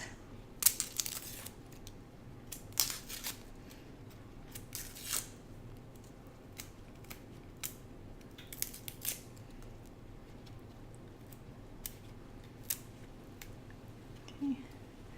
Sometimes the peels could be stubborn, so I'll just like that. All right.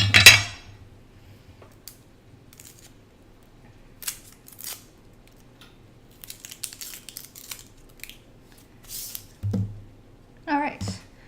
Okay. My compost.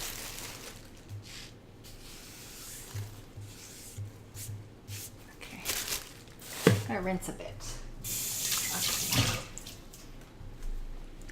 And I'll simply dice up the onions. Okay. Okay, I hear the meatball sizzling. All right. Got a plate to put our ingredients in. So our garlic. Okay, we have our garlic. Just gonna dice them up. Let me see. There that one. So I have my fingers curled so that my finger pads stay away from the blade.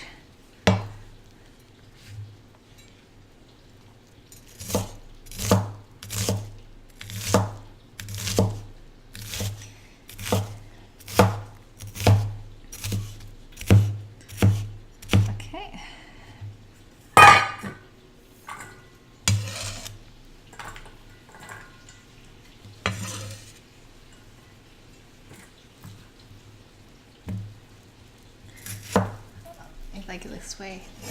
Let's see better.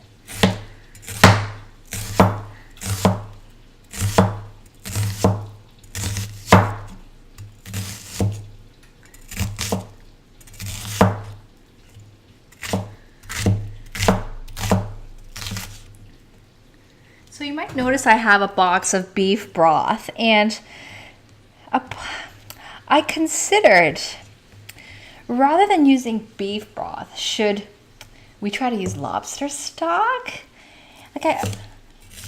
And before deciding, I'm going to sample some of the broth, the lobster broth, just to determine if I think that flavor would work with the sauce for the beef. Yeah, I think it would, because lobster broth is very flavorful. I think it would, but I'm going to give that a little taste test before I confirm that. I'm just hand dicing the garlics. Okay, we're going to, I don't need this coaster anymore, it's sort of in the way.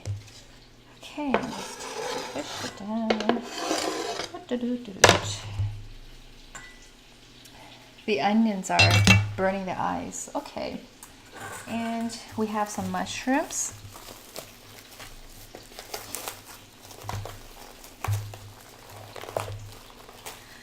About 2 cups of mushrooms, so I can actually cook them all. And my husband, he doesn't wash his mushrooms. He doesn't like that they absorb water, so he brushes them. I didn't know people did that too. I thought that everyone washes their mushrooms. So apparently a lot of people don't wash their mushrooms. They brush them. So I'm doing this for the first time. I worked with mushrooms before, but I almost always wash them. Yeah.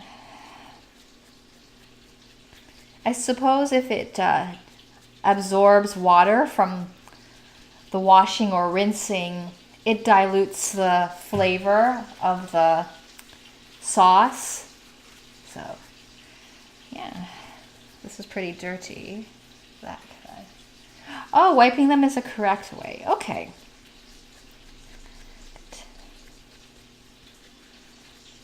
Right.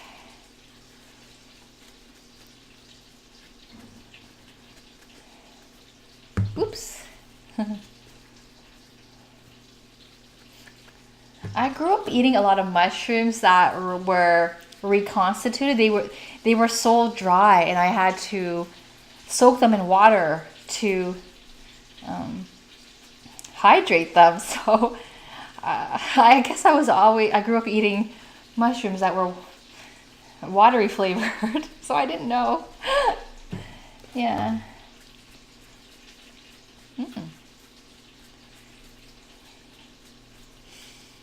I hear the sizzling of the meatballs, so I only have 4 more meatballs to wipe. I could give them a turn and then return back to the cutting board to cut them up. Actually, I can even put the onions right in now. Get them sort of sauteing. I think the recipe probably says to saute the mushrooms and onions separately, but I'm going to merge the steps. Sprinkle the onions in between the meatballs, sort of let them share space and cook together.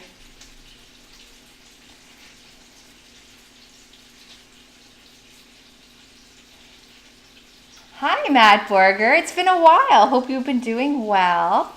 Okay, so I guess by not washing them, we get to experience the true flavor of the mushroom. Yeah. You get that earthier flavor, yeah, whereas you dilute that by washing them. Okay. So I'll wipe them. Okay.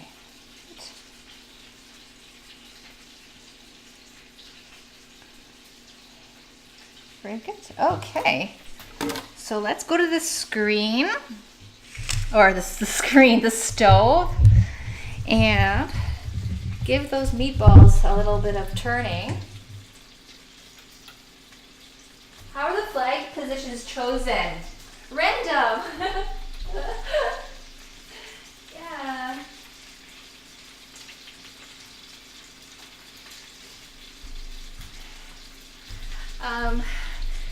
Yeah, it's just I don't choose. I just the newer flags tend to be added on top or the bottom. I go to I use a program called Studio Code, I guess, and I just do a cut and paste of another row of flag, but I change the flag code. That's what I do. I don't actually sort them in any alphabetical order.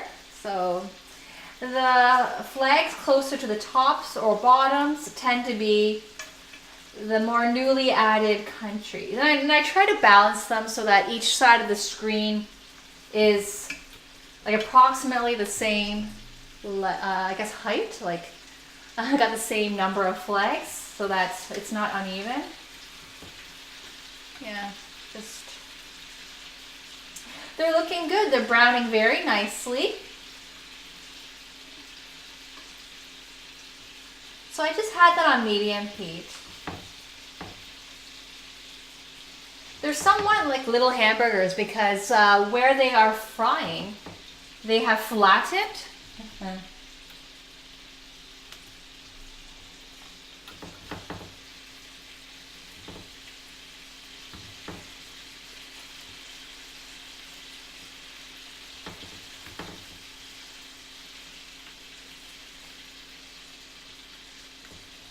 Alright, and while I'm here, I'm going to get a small sample of the lobster broth because I want to determine if I should use that instead of beef broth.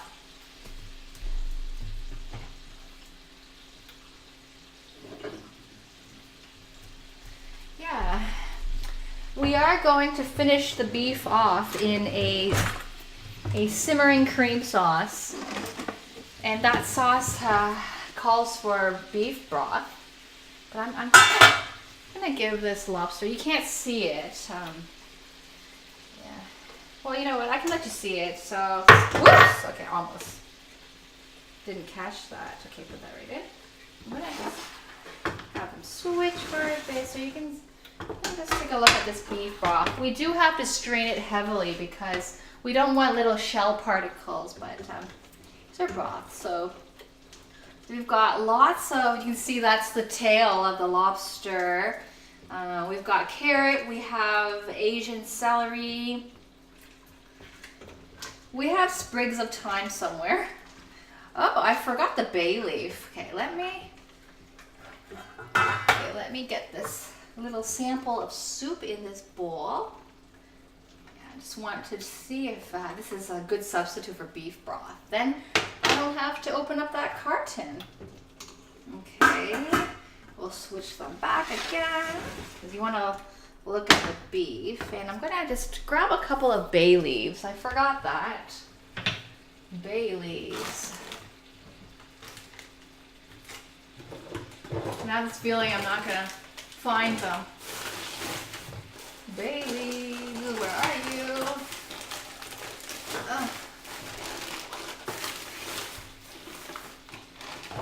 Haha, found them. Bay leaves.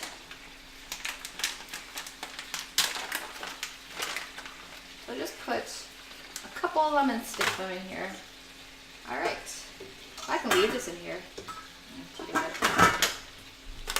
And I'm going to sample the broth.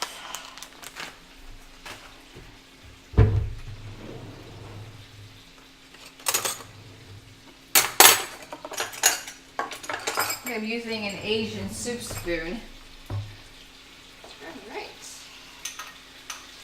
Okay. I don't want the aromas from the beef to affect my taste buds.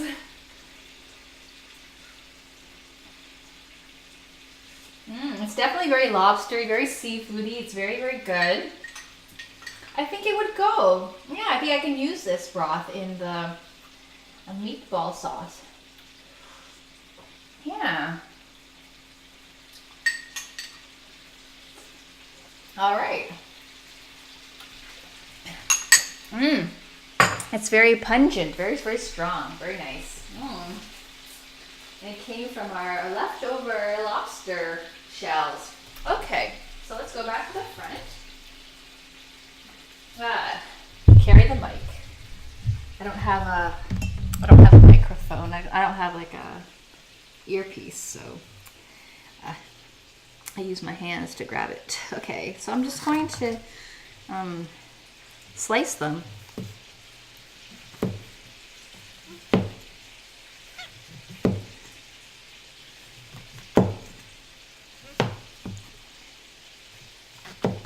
Okay, it's gonna be very mushroomy.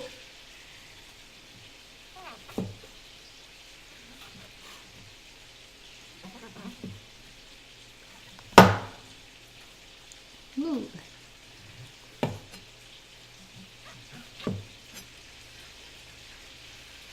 I should get another pan to saute, but try to reduce the number of dishes we need to wash. So I am gonna share space with the meatballs.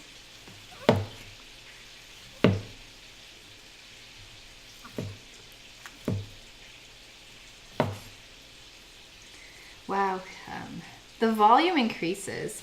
Yes, this is our cleaver. It's pretty signature to this kitchen. I grew up using a cleaver as my kitchen tool. If you spell or if you type out cleaver with a capital C, L-E and lowercase L-E-A-V-E-R, you'll get our emote for our cleaver. Yeah. Yeah, they are squeaky. And in our last stream when we made lobster, my dad was on the show. His face wasn't, but his hands were, and he was the one chopping up the lobster. He's very skilled at using the cleaver, and yeah, that was pretty fun to watch. Like, it was just like hacking away at the different limbs and joints. Yeah. Yeah. I like that I can use it to scoop things up. So I scooped up quite a bit of onion with that. It's just, I even dice up garlic with it.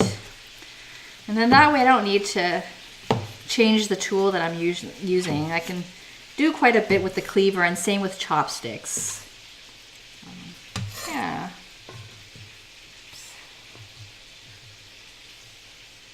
It looks like I'll need a separate pan to saute all of these vegetables here.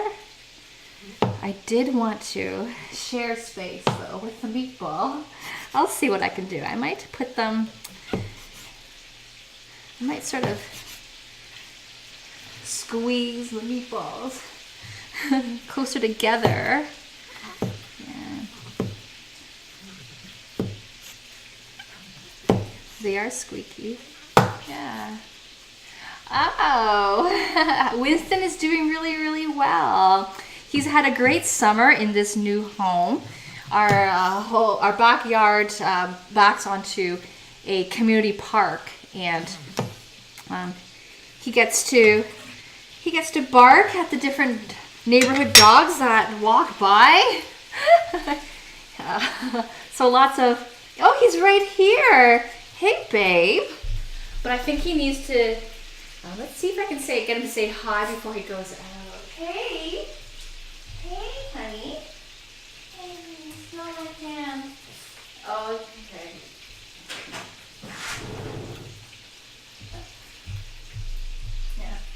Yeah. Winston knew I was going to pick him up, so he ran.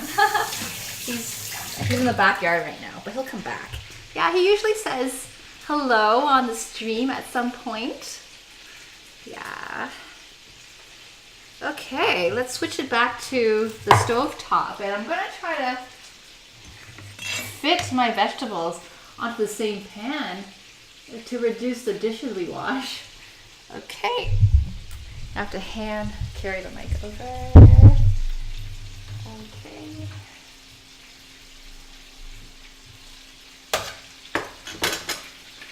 All right.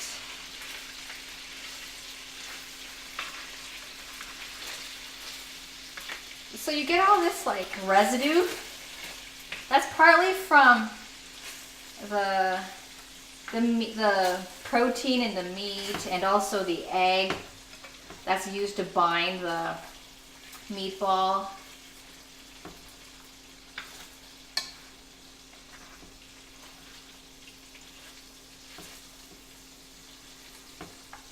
The other way of making meatballs is in the oven as well. It works exactly the same.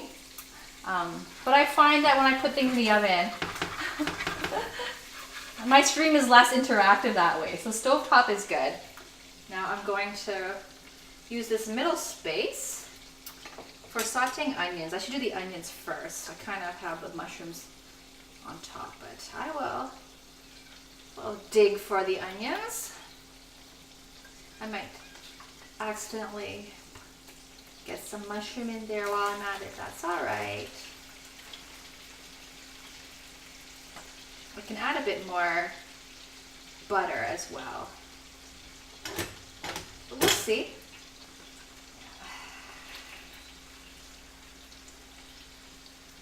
I'm gonna turn up the heat a little bit. So it's at a medium high right now.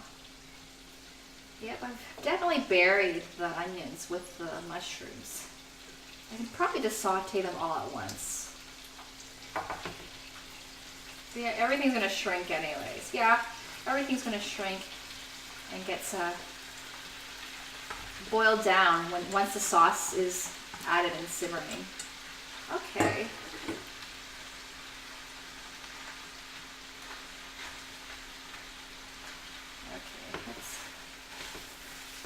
Let's see if I can just add a bit of olive oil right in the middle. Okay, it's already sizzling. Okay.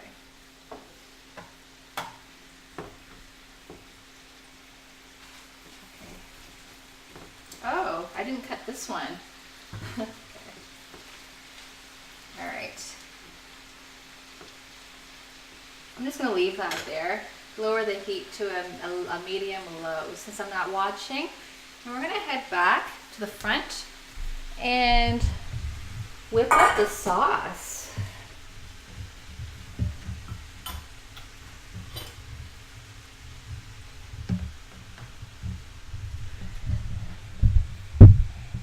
Yep. Instead of flour, we're gonna add xanthan gum.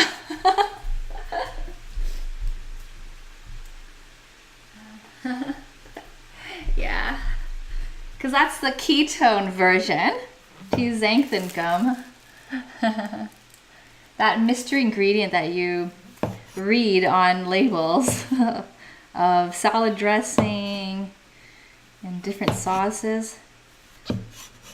I don't really know what xanthan gum is or how it's made. All right, just throw these back in. I could actually cover it. Yeah. Okay, so we're gonna use our xanthan gum. So we're gonna add a 1/4 teaspoon of xanthan gum. It's not even open. It's the first time we're using it.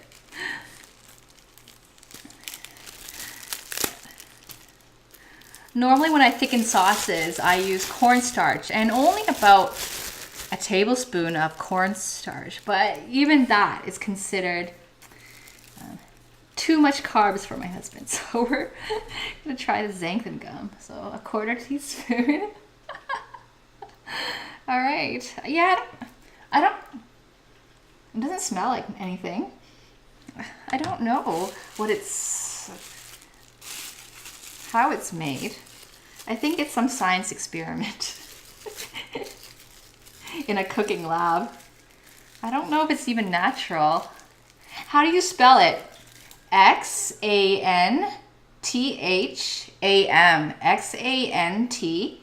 Xantham, and then gum, Gub. I know, carbs are good. I'll probably boil some noodles, like rigatoni. Rigatoni? Yeah, rigatoni noodles to go with the meatball and the sauce. Okay. Oh, yogurt. Okay, so we're going to be adding yogurt to this.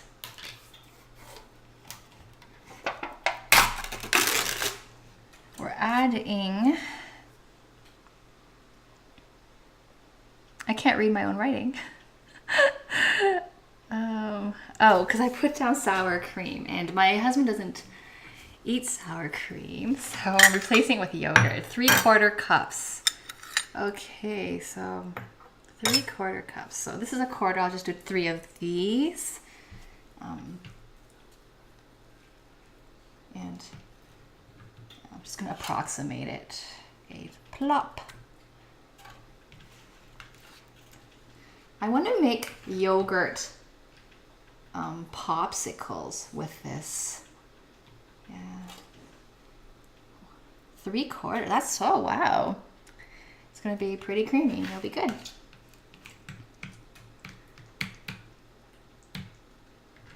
Okay. All right. Okay. I'm going to put that in there. I'm going to clean it off with our broth. Okay. And I'm going to put that in the fridge because it's perishable. I don't even see the lid. Oh, it's right here. It's red. That's why I got confused. Okay, into the fridge.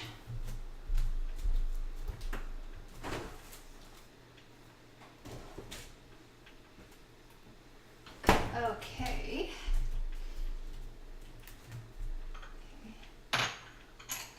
And, okay. We'll add a bit of salt.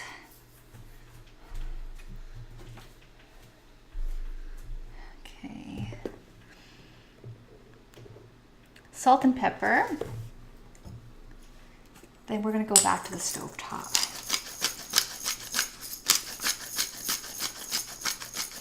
And I'm going to stir the yogurt in slowly so that it doesn't curdle in the heat.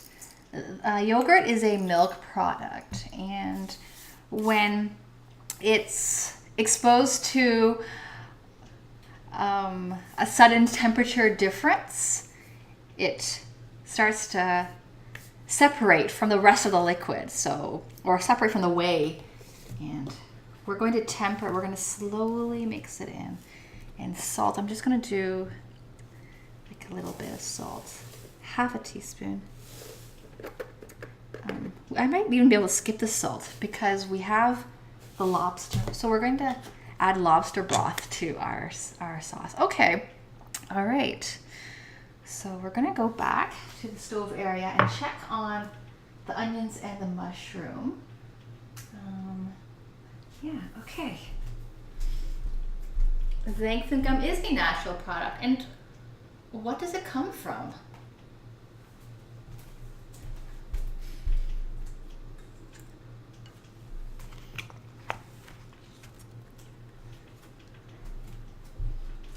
Okay, right here.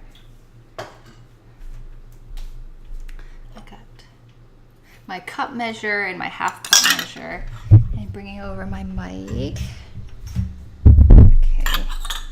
All right. I didn't really saute the onion. I'm sort of just cooking them.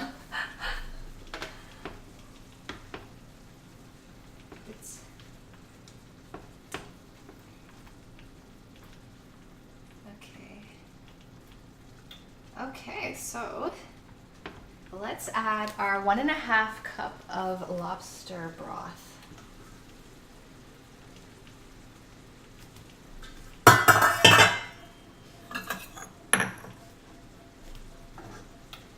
it's gonna have a strong flavor. It's very nice, the lobster broth. I'm really pleased with the result, considering that there's no meat in here. It's based on the lobster shell only. The shell has a lot of flavor in it. And I find that very economical. I mean, lobster generally isn't economical. It was a treat because it was for my birthday dinner. But I like how we can use the, so 1.5 cup. I'll just do 1 cup. That's gonna look very, very liquidy. All right. Right, okay. Okay, I'm a bit nervous because now because I don't want the yogurt to curdle, so I'm gonna have my heat low and I'll get a little bit of liquid here, a little bit of yogurt here, and stir. Okay, let's see if I can read. Okay. Oh, so xanthan comes from simple sugars through fermentation. Ah, okay, that's good to know. It just, why can't they give it a name that sounds more natural than xanthan gum? It sounds like a chemical, and when it sounds like a chemical, it sounds like it's not healthy. So that's thickening really, really nicely. Wow, that's got a great color. I don't want any. I hope that half a teaspoon of xanthan gum was enough because when I use flour or cornstarch, I'm generally using like a tablespoon, quite a bit more. So, all right, I'm a little nervous about this yogurt curdling.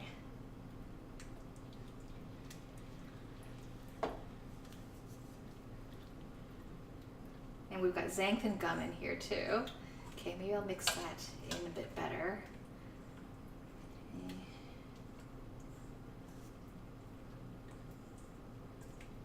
I think it is curdling. I can see little white particles.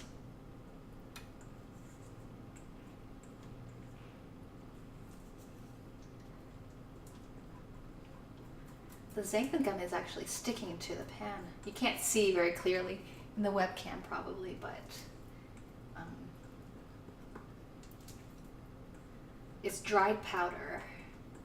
So I'll try to scrape the xanthan gum. Or maybe I'll put more if I feel like I need it to be thicker.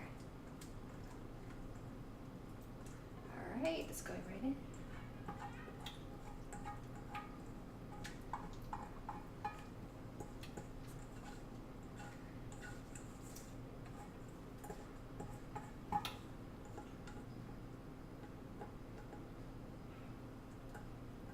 Okay, and every last drop counts.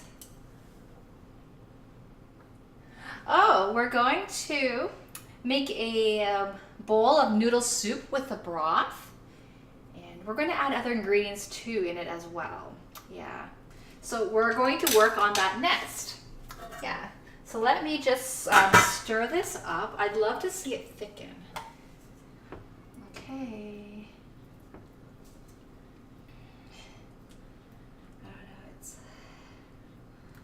Nervous because I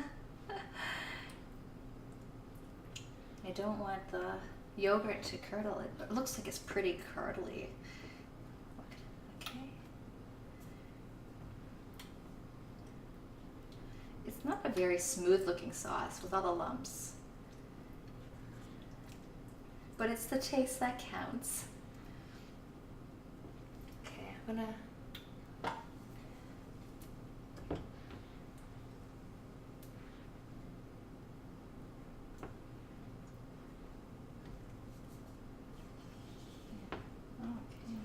try to make it attractive.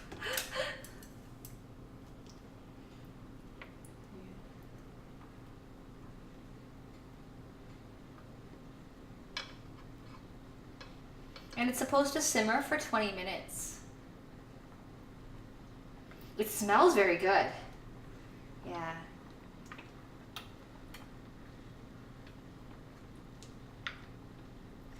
Okay. We don't want to waste any of this, so I'll dip it into sauce.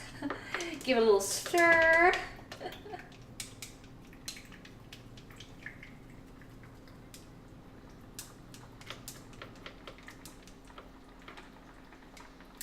All right, so that's looking good. Yeah, that looks a lot better.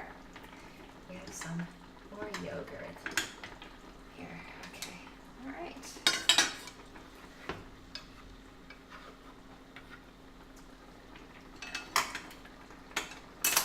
Okay, so there's your sizzling meat. Let's turn it to minimum and we'll let that simmer. Okay, now we're going to work on the stock. Okay, so we're gonna... Oh, thank you for the comment, Mad Burger. Ah, so xanthan is the bacteria name. Okay. The funny thing is that fermentation is associated with a lot of health products. A lot of, like, yogurt is a fermented product, pickles, well, kimchi, fish sauce. And when people hear that, they think like spoilage and it's gone bad, but yeah, so bacteria doesn't always mean bad bacteria, but people, like, the name bacteria is associated with being like bad, but there's good bacteria too. Okay, so we're going to do a lot with the broth. We're going to, I might have to go back to the stove top. I'm going to strain it with this. Then I'm going to strain it with this. Then I'm going to strain it with a cheesecloth. Yeah, this is like a cheesecloth pouch. I didn't boil everything in here because I wanted to make sure the flavors were released from the ingredients. So that was one idea, to sort of boil everything in a tea bag so I wouldn't have to strain anything. But I thought it might not release the flavors as fully, yeah, without it. Okay. So, okay, I'm looking at this screen. I'm going to expand it. No, I'm going to switch it. Okay. And I'm going to move the camera like that. My messy kitchen. Move this. Okay, turn this off. Okay, that's perfect. That works. Okay.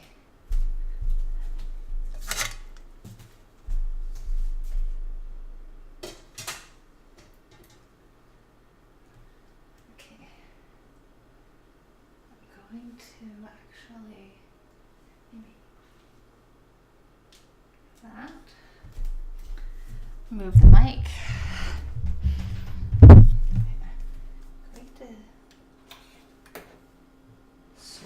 Here. Okay. And this is hot too. Be really careful. Okay. Then I think I'm going to get a separate pot. Oh, perfect. Okay.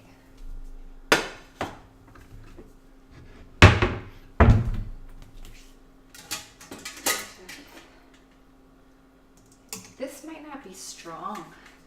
Maybe we'll try.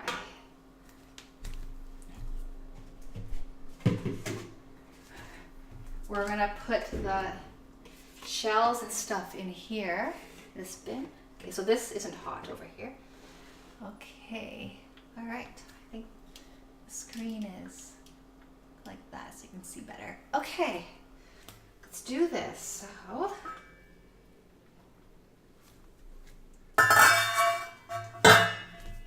the easiest thing to do rather than just dump it is do some of it by hand first. So we have all this. getting strained out. So these are mainly lobster shells. We have some old carrots, some Chinese celery, and corn cob, bay leaf, thyme sprig, onion. See all the shells. Yeah. Maybe get closer to you.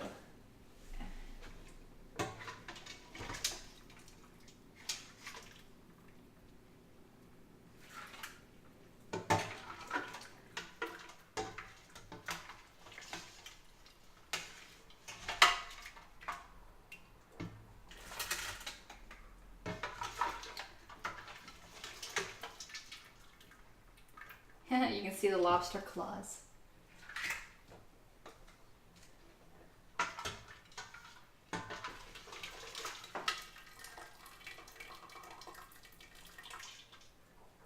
Guess it doesn't matter. I could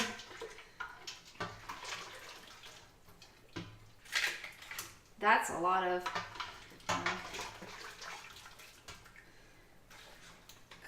shells, and we will add more water too, or we could, or we'll have to see. But if we want it stronger, we can keep it the way it is.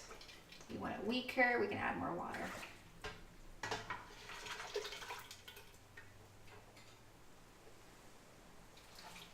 Okay, just gonna work with what we have here.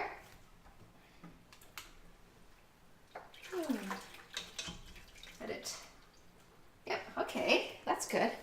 It's straining itself, so I can continue what I'm doing. And there's liquid inside the claws. It's hot. Yeah, okay. I think I'm going to just put some of these big pieces in the bin with my hands.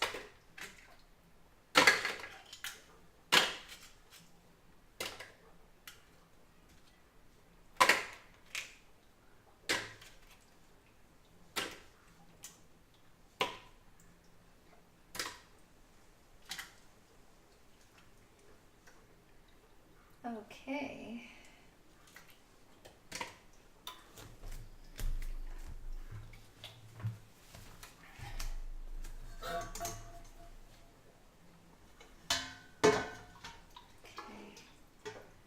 Now I think I'm just going to pour the rest in. Yeah. All right, just pour it right in.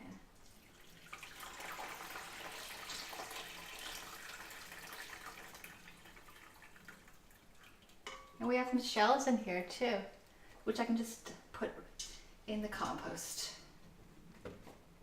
Okay. Or here, just put in here. Make sure all the liquid is out. Get another spatula.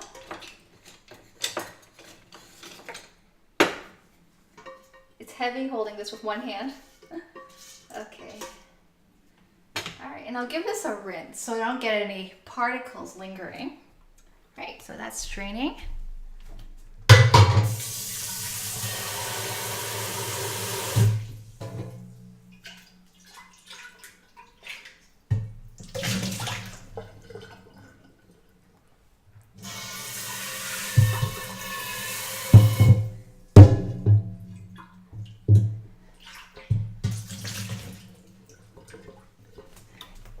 It has to be strained many times because it's so easy to get particle bits in your soup. There's so much shell in here, and I'm gonna get some fresh chopsticks.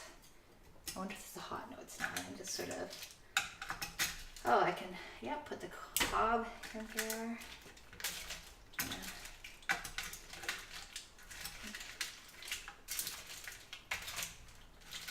All right.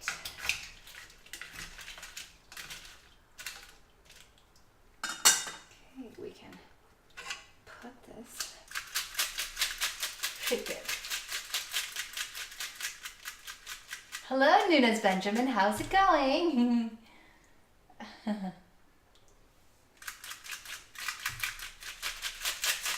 Lots of lobster shells. All right. And you're saying to use a normal sift also. Okay, so we have a lot of broth in here. I'm just gonna put this into the garbage, not the compost garbage. Oops, drop some.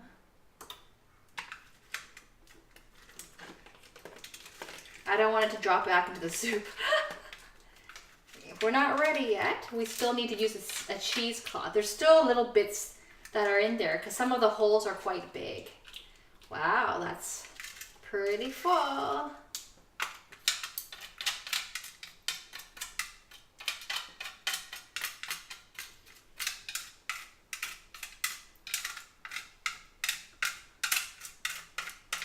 Okay.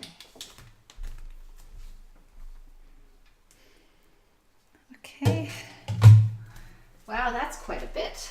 Okay, I might need to use another bin for the remainder. All right. Now I can use this.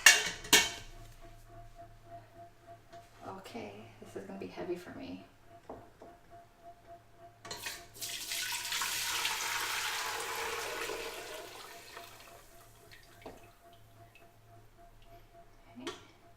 And I'll wash this because these small bits could be lobster shell, and it's very unpleasant when your soup has a bit of shell in it. Yeah.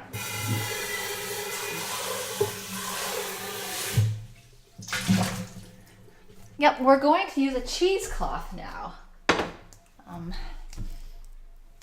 We're going to use this cloth now for the final stage.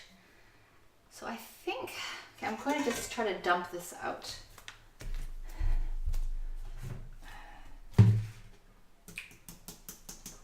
Okay.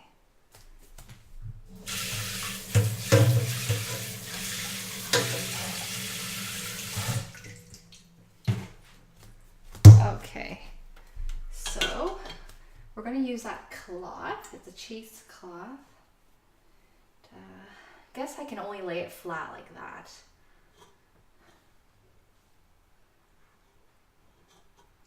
We want it very, very clean and no shell particles. Yep. All right. Okay.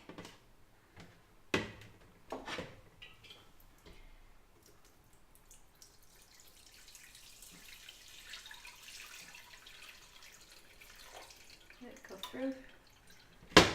Let it go through first. I've never tried using a towel though. That's a neat idea. Yeah. Because towels are bigger, so it's probably more helpful. This isn't, they sell bigger cheesecloths, but this is the one we have. It's a sachet. But it's working. Yeah.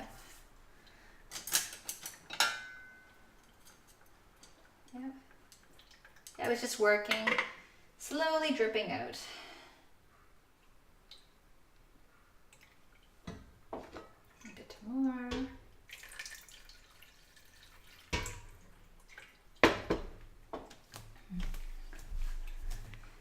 Use my hands to wash.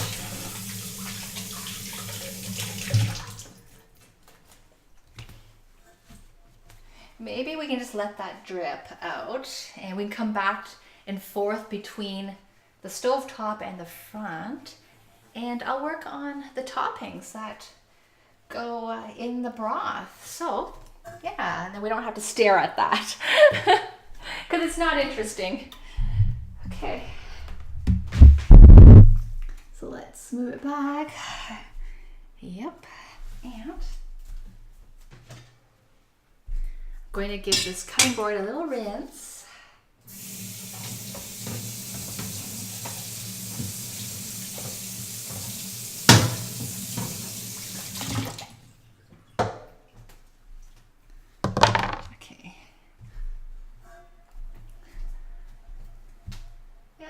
It's draining it well. It's gonna take a while, I think. All right, so we're going to put some ingredients in the broth. We have some imitation crab and some shrimps. So I'll just cut these up into diagonal sections.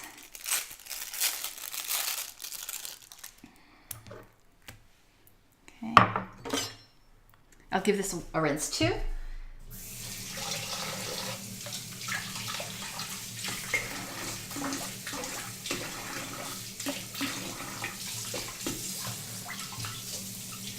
Okay.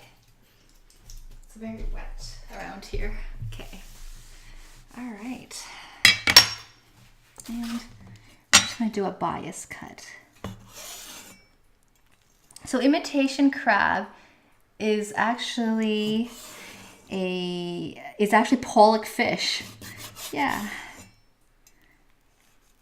It's a bouillon now in that pan. What do you mean? Yeah, okay. I wonder how long that's gonna take.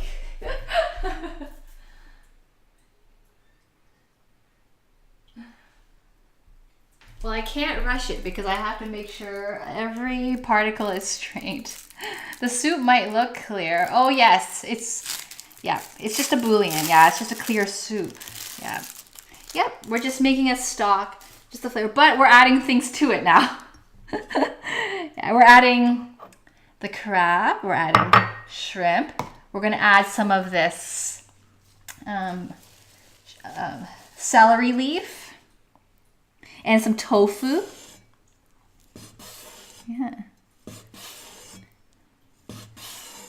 And tomato. Yeah.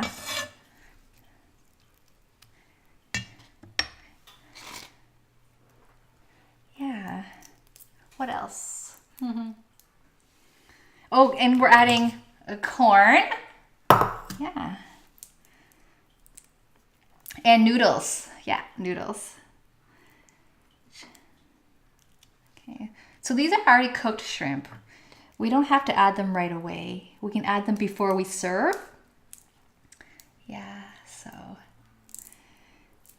we have a lot of steps. We still have to do noodles. Yeah. We don't have much room over there for noodles. Yeah.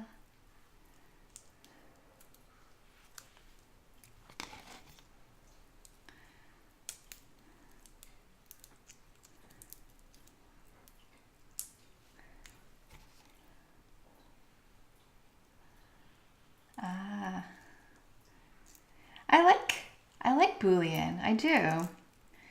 It's just soothing. It's kind of like having tea. It's just, but it has all the nutrients in it and you don't have to eat anything. You just drink it. It's nice. It's good for people who are sick. Yeah. And I like it with noodles. Yeah, very good. So we're going to add some noodles to it.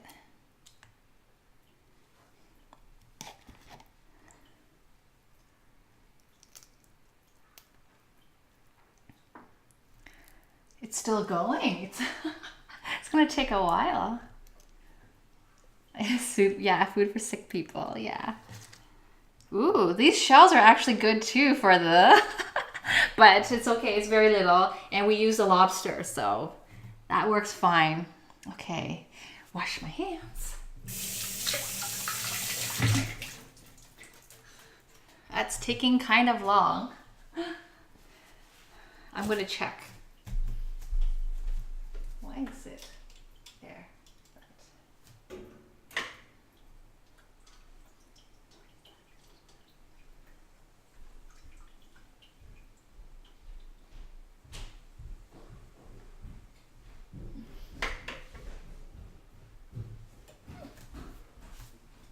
I'll tell you what, if we don't finish straining it, we will still continue the soup with what has been strained. And we'll finish the rest off of the show, but we'll carry on and make noodles. Yeah.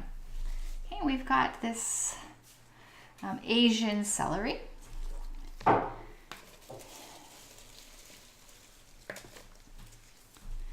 So the stems taste just like regular celery, except the shape is thinner and there's more leaves on it. That's the difference. But this is Asian celery, and my dad grew it in his garden and he gave it to us. So we're using fresh, homegrown food.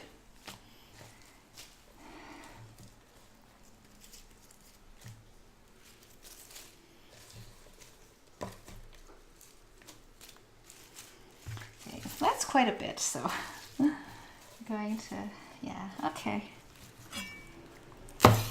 We already have celery flavor in the bouillon because we added that in when the stock was boiling. So just, because we don't need too much of this. We don't really need it. I'll just put it with the corn. And I'll just roughly chop this up.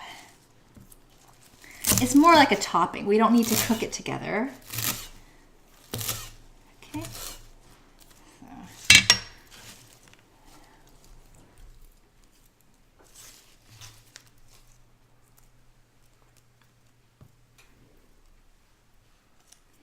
I wonder if it's cleaned. I'm just gonna check. Yeah.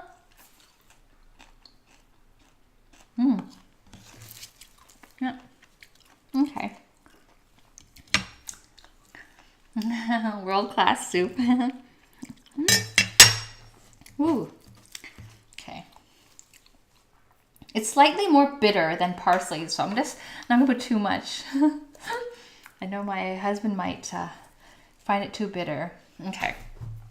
Okay. Okay, let's check on that. And I'm going to start boiling noodles. If it's not done straining, we'll just work with what we have and finish it off after the show. But we have enough soup to work with. Okay.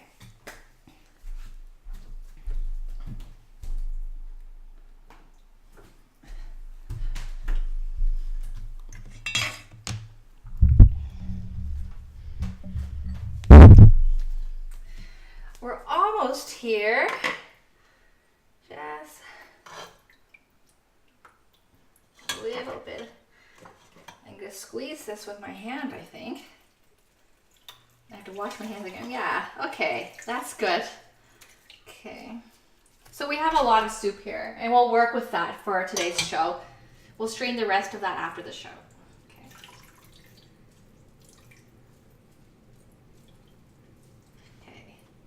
So this is gonna go off to the side. Yep, we're gonna boil the noodles separately because I find that noodles have a lot of residue. So we want the noodles to be really clean. So we're going to do it separately. Okay. So we're gonna put.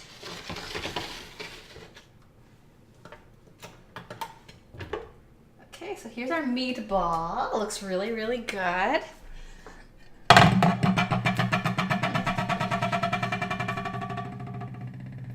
right, and our soup. And we're going to get a separate pot to boil noodles.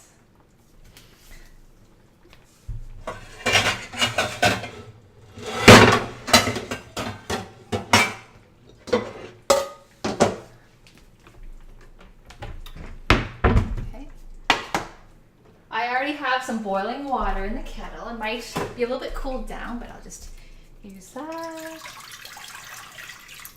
Okay, I'm gonna boil more. Hi, Gunsmith Cat, how's it going? Thank you for joining our show again. Hope you're well. And I think it is around 8:39 in the Pacific Standard Time zone. So thanks for joining us bright and early on a Sunday morning. And those are ketone meatballs in a yogurt sauce. Yeah. And I added some lobster broth to it. So we made lobster last week and we saved the shells and we made the broth. And that's what that big pot to the right of the screen is. It's our lobster broth. And we're just going to boil some water to make noodles. So we're going to have a noodle soup.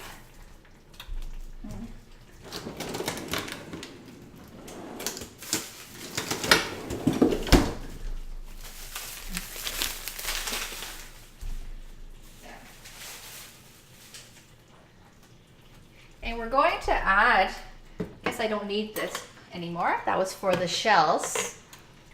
We're going to add like a shrimp and Asian celery leaves and some corn in the stock. We have more stock off to the side, but it hasn't finished straining. We want to get it we want to do a good job with straining it so that we don't get any little shell bits while we're trying to drink. Yeah.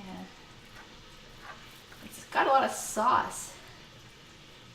Yeah, okay.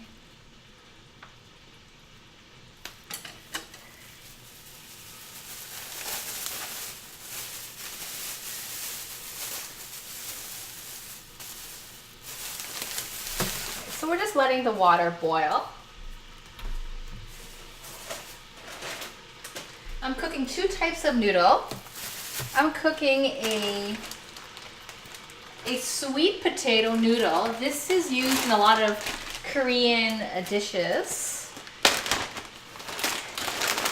There's a popular Korean appetizer called japchae, and it involves glass noodles mixed with vegetables. There's all kinds of recipes for japchae. Japchae actually translates to mixed vegetable, but it also happens to have some sweet potato noodle mixed into it. So, oh, thank you so much for the follow. Tosio. And let us know what country you're tuning in from. We are an international cooking community, and the flags to the right and left of the screen represent countries that viewers have tuned in from since our show started in December. So it's been over half a year, almost 1 year now. So the reason we're cooking with sweet potato noodle is that it tends to be more ketone friendly. What's ketone? If you type !Keto, Keto, you'll get the Wikipedia information, and people on this diet lower their carbohydrate count, and they can't eat regular pastas, bread, or rice, and so they try to find substitutes, and these glass noodles are a ketone-friendly substitute. So my husband's on that diet. He's going to have the ketone-friendly one. I'm going to have really standard Chinese noodles. I don't even know what they're made of. I think they're just made of flour. They're made of enriched wheat flour. So that's all it is. All right.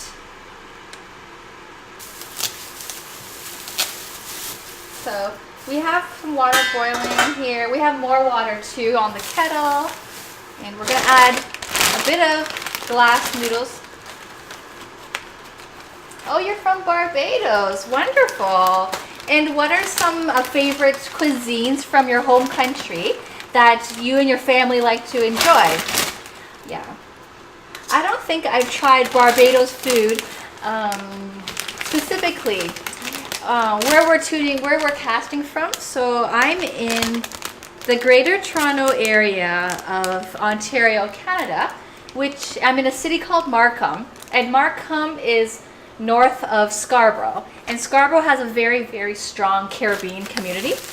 And one of our favorite foods that we've featured on the show is jerk chicken, and I often talk about Jamaican patties, but I haven't tried, and I've also had doubles, which is from Trinidad, but I haven't tried food from Barbados, so I'd be interested in learning more, and maybe we can make something on the show from Barbados.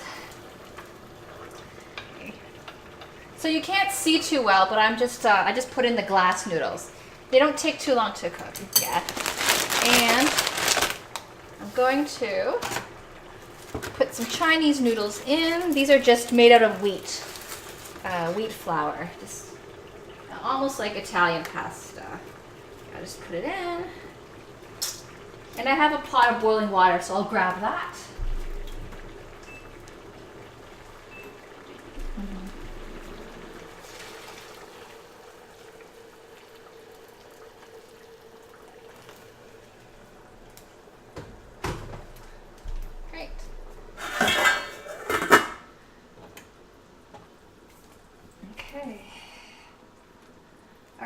so we're back to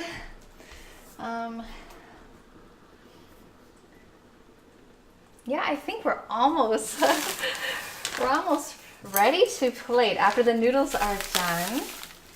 Okay, I'm going to try to use the small burner over here to heat up the broth. I might get another pot. I'll move these. Yeah, we've got lots of activity going on here. I don't know if I can fit this here. I guess I could. Yeah, okay. Oh, thank you, Death Eater. Your shopping was quick. I hope you got enough supplies. How are the lineups in the supermarket or in the shopping, in the shops? Just cleaning off a bit. All right, let's get this broth. So we're sharing space here. Make sure you can see that. And turn this to maximum. I can put a lid on. Okay. Oh, this is not the right size. This is for this one. Okay. But then you can't see it. So I'll keep it open. And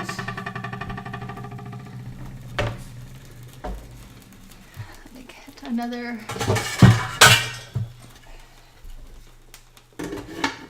Oh, it's not the right size again.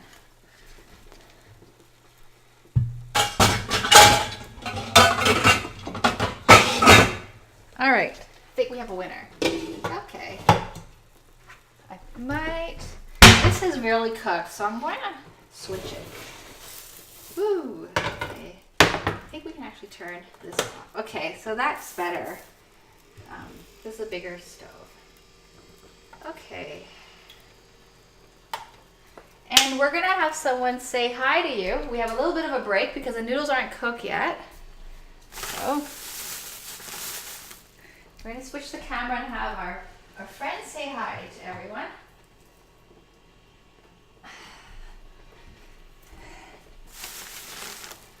Right.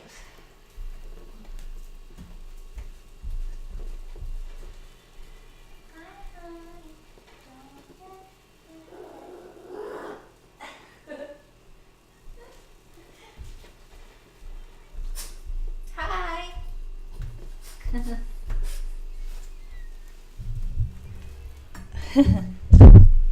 Yeah, so this is Winston, and he growled at me because he was so comfortable resting on the couch. As soon as I touched him, laid a hand on him, he was like, grrr. But he's all right now. I know he's not in the best position. My arm is locking there. That's a little bit better, but we've got a hidden paw over here. So that's Winston, everyone. He wants to wish you all a happy Sunday. Okay, I know you want to go back to bed. Okay. I'm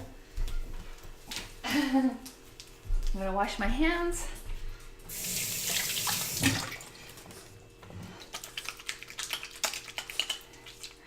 So I believe our noodles need only around maybe 5 or 6 more minutes to boil.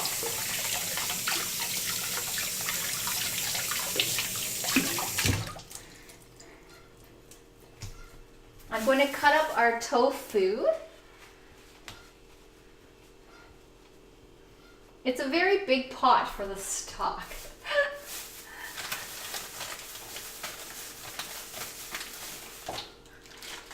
The final product will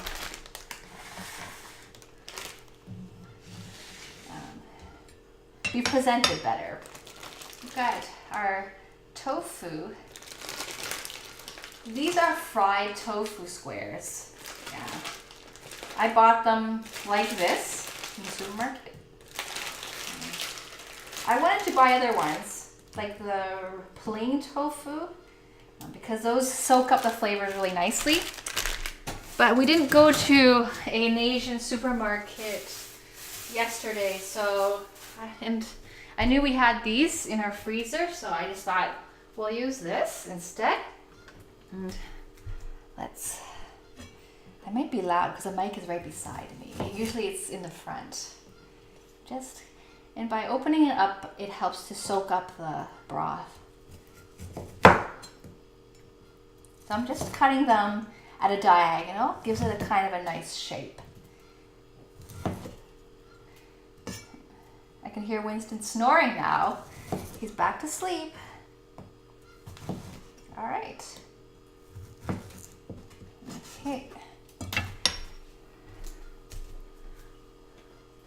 There's a big mess back here.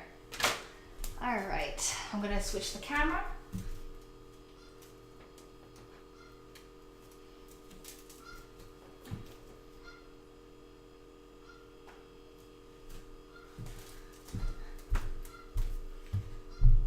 I'm hungry.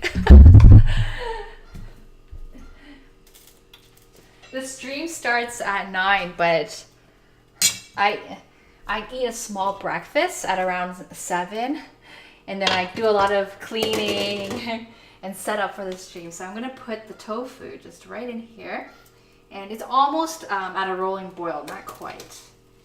Okay, put that in there.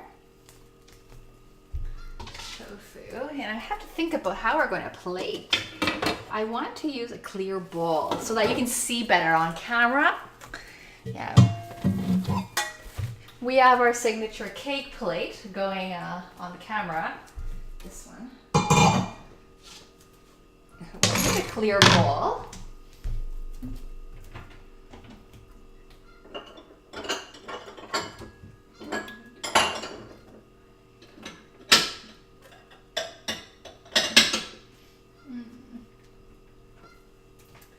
So our clear bowl is hiding somewhere.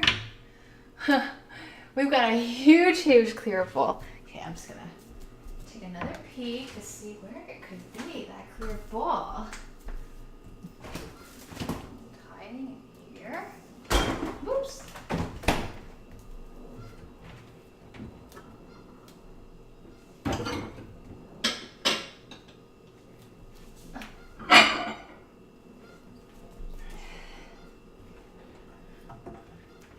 All right, we're using a French onion soup bowl. Maybe that's too close for you to see. Like that. Yeah, we're using one of these. Okay. Serve. All right, let's check. What is it, Winston?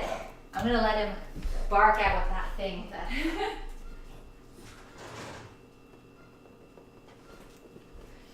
Oh, he's barking at a German Shepherd. There's a German Shepherd outside. Okay.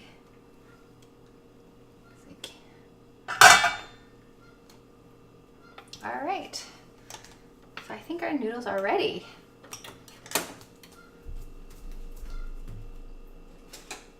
Okay,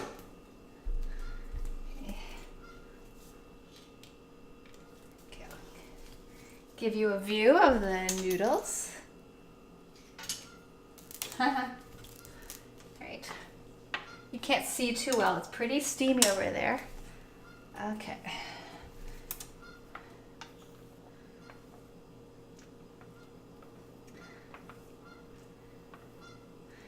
So I've got a mix of the keto noodles. Oh, I don't know if you can see. I'll bring it closer to you.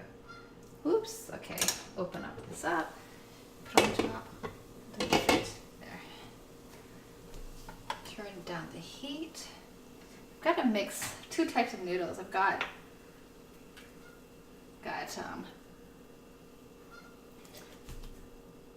glass noodles and the wheat noodles. Yeah, I can turn it off actually. The noodles won't be al dente, they'll be soft. Just put a sample in there. For the show, I'm going to eat a mix. My husband will only pick the glass noodles. I will take a mix. Okay. And we're going to throw in some corn and some of this parsley. Okay. A couple pieces of shrimp. It was Winston barking at the German Shepherd. Yeah.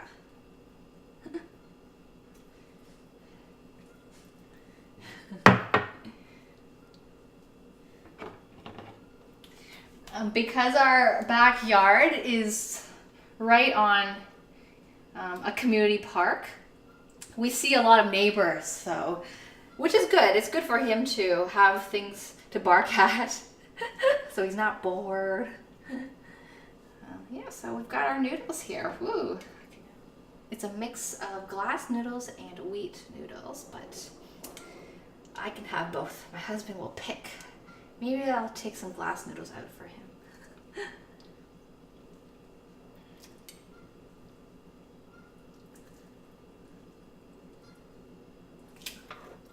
I'll take more white noodles. Okay, that's good. And a couple pieces of tofu. It's fried tofu. That's why it looks like puffy. It's quite nice. And some of the parsley. It's actually not parsley. It's celery leaves. And celery leaves are a substitute for parsley. I had shrimp in here too. I don't have lobster because we ate that last week. Okay, so it's pretty bland right now. Now we're gonna pour soup over it. And I wanna wipe clean the bowl. I kinda splash some soup on it. All right, and we have a ladle somewhere. It disappeared. Where did it go?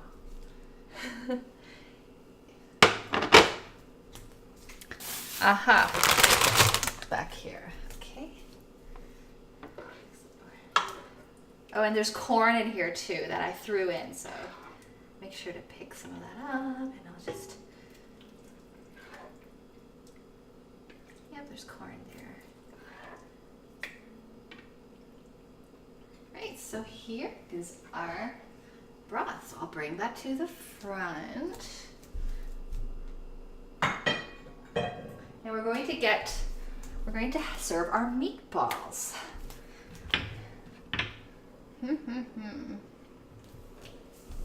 I want to show you a plate I haven't featured on the show before, but we'll have to see.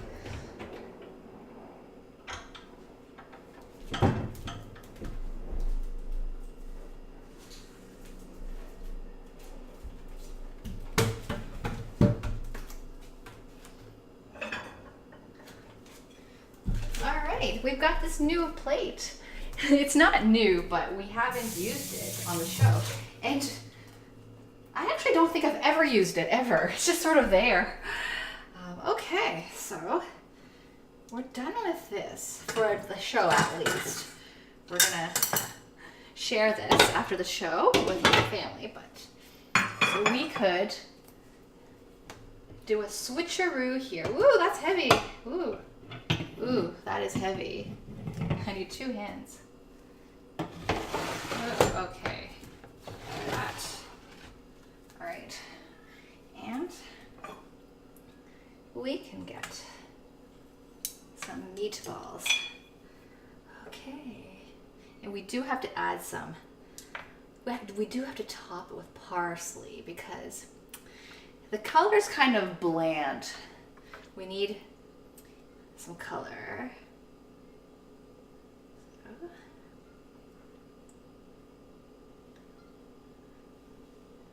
How many? I won't eat them all on camera. It's too good? Okay, maybe you can eat 2 on camera. That looks a little. Put mushrooms on it.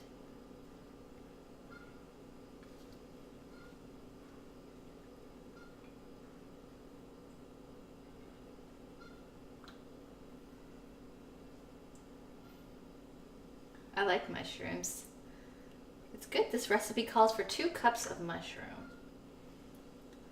And there's like bits of onions hiding. Okay. I only have 2 meatballs. That looks really stingy. So at least I should plate with more if I'm not gonna eat it all in front of you. I like lots of mushroom. Okay. Now let's get, I'll just use the lobster ladle to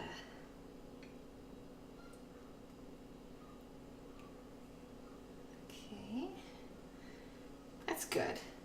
All right. Okay, we're going to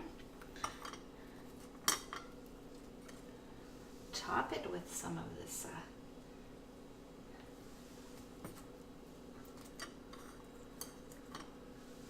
celery leaf.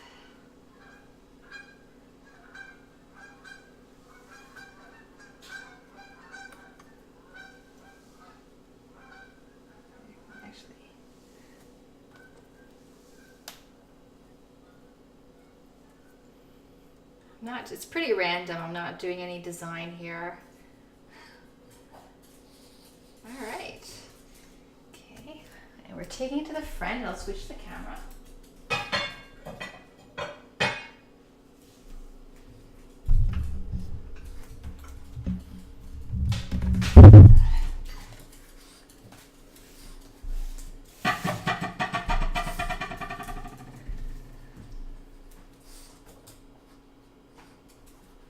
Wow, look at that mess in the background. Gotta cover it. And I'll bring the camera over.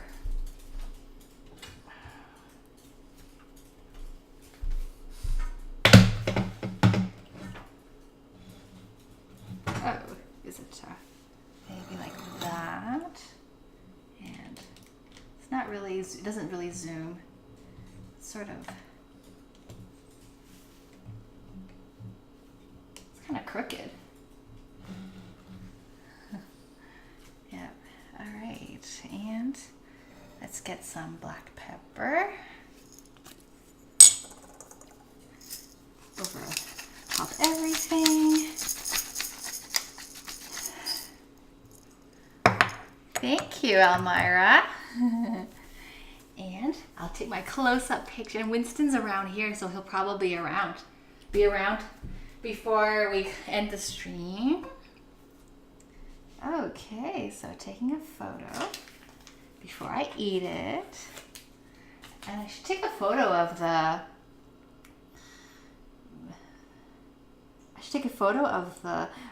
pan of meatballs because that looks more appetizing. It's loading. Okay. All right. Do it nice and close. Show all the texture.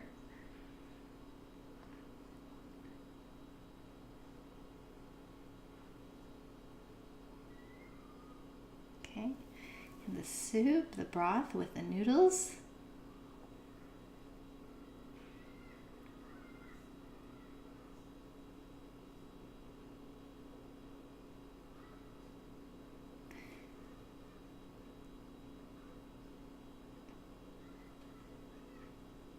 Okay, and everyone say cheese. Oh, very cute emote with the, it's like a little, or a chef and a hey. That's really cute. Okay. Everyone say, what should we say? Everyone always says cheese, but maybe we should say something else today. Everyone say meatball. Meatball. Oh, hello there, Will, too. How's it going? Welcome to Cook for Fun TV. And to answer your question, I firstly have a question for you. What country are you tuning in from? We are an international cooking show, and the flags to the right and left represent countries that viewers have tuned in from since our show started. And we don't have Brazil because we haven't had a viewer from Brazil. So if there is somebody here from Brazil, we will add Brazil flag onto the frame. So welcome to Cook for Fun TV. And please let us know what country you're tuning in from. And is it Brazil? If it is, we will put the Brazilian flag up there. Okay, so let's dig in.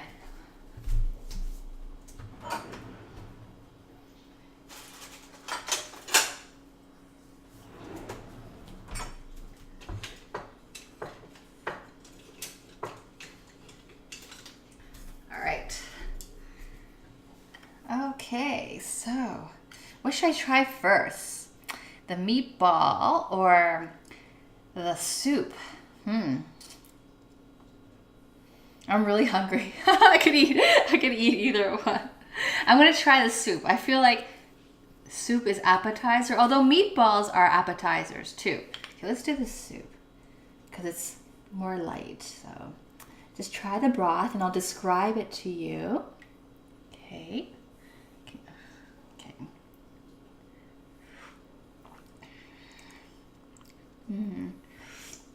So it's a very seafood flavor, very nice and light, not strong.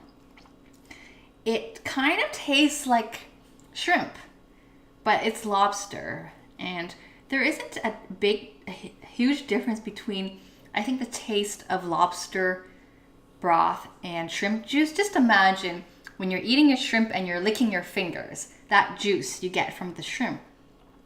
That's kind of what this tastes like, but more of it. So more seafood juice. So yeah, and it's not overpowering. Yeah. And it's just really hearty. It goes straight. It goes straight into your belly. Very, very warm. It's not thick. It's not a chowder. It's just a clear, like what Elmira said, a bouillon soup. It's just really clear. So it's great for sick people. It just feels really good. And with the weather becoming cooler, now that we're in September and it's fall, it's nice. It's a very good transition into the season. Yeah, and it's just really hearty. Yeah, and I love that we used a leftover lobster shell to make this. We didn't have to buy anything extra to make this soup, so that's always a plus to save a little bit of dollars. Yeah.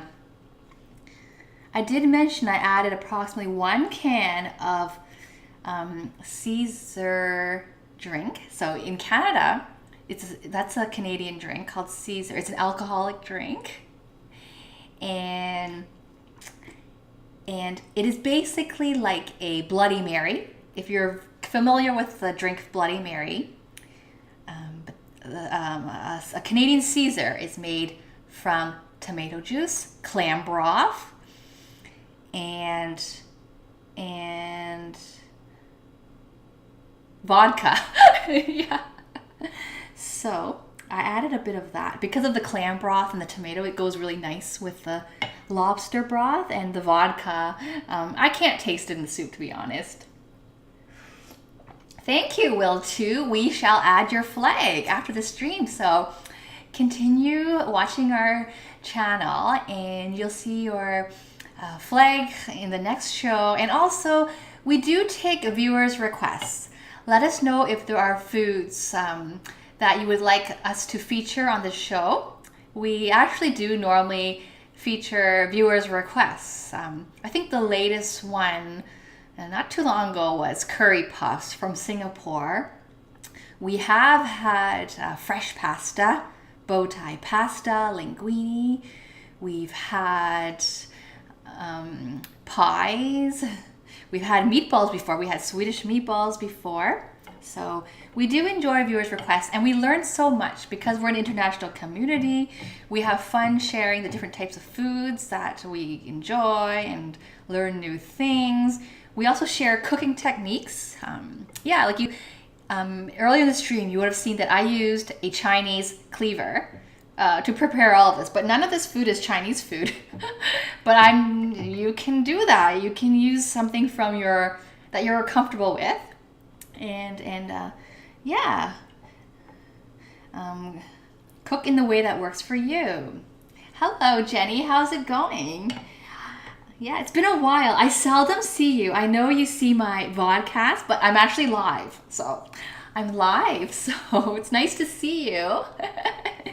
And thanks for your cheer in the past. I did get your cheer. Yeah.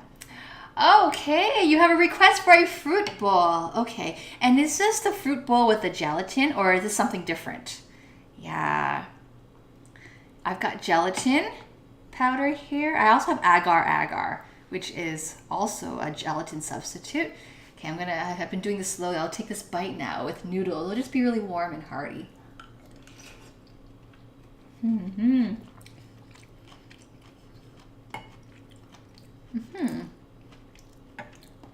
It's definitely one of those soups that you want to have on a cold day.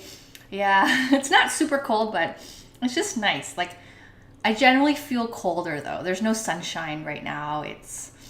And I have the lights on, so this isn't sunlight that you're seeing. Oh, yeah, I never see you like live, so it's so good. And yeah. Don't feel sad. And I always encourage, like, my channel's called Cook for Fun, and I really mean it. I don't want people to feel intimidated. I'm not a chef.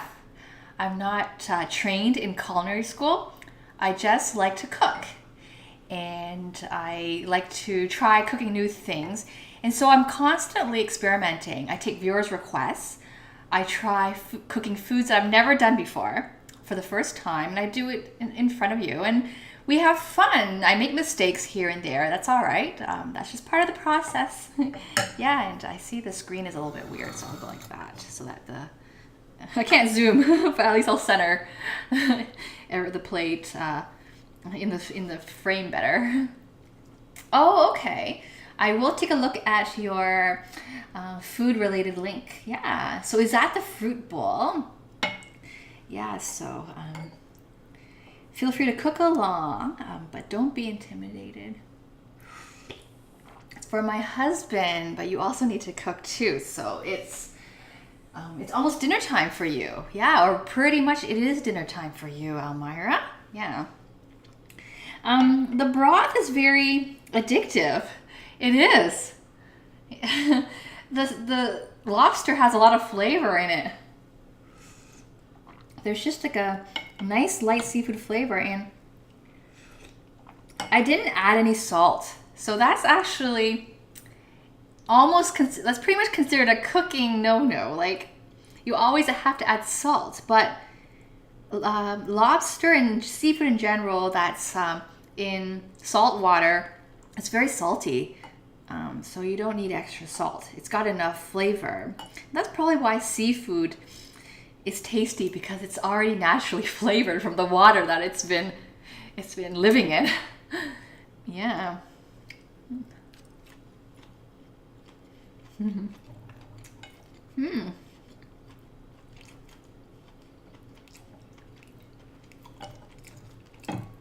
It's a soup I'm addicted to because I probably only had lobster soup twice ever.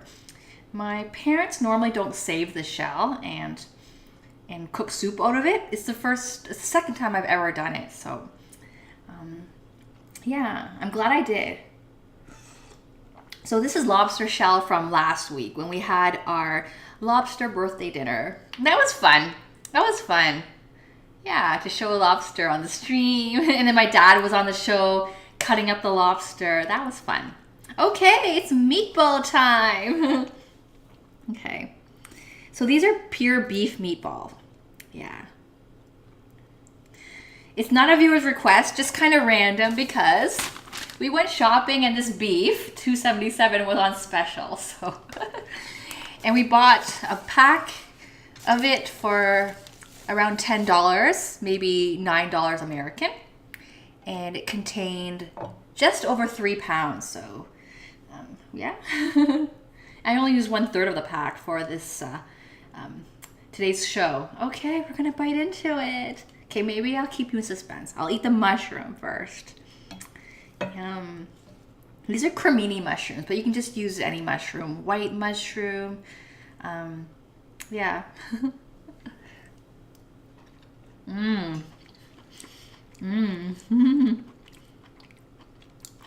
I love the earthy taste of mushroom. I'm so glad I didn't rinse them in water. So thanks so much for the follow, Will, too. Yeah, really earthy flavor. If I had rinsed in water, it would have been a bit diluted, the flavoring. And the sauce is made with 3/4 cups of yogurt. So quite rich, like creamy. And it contains lobster broth in it. So the recipe called for beef broth, which we have right here. We have our beef broth right here.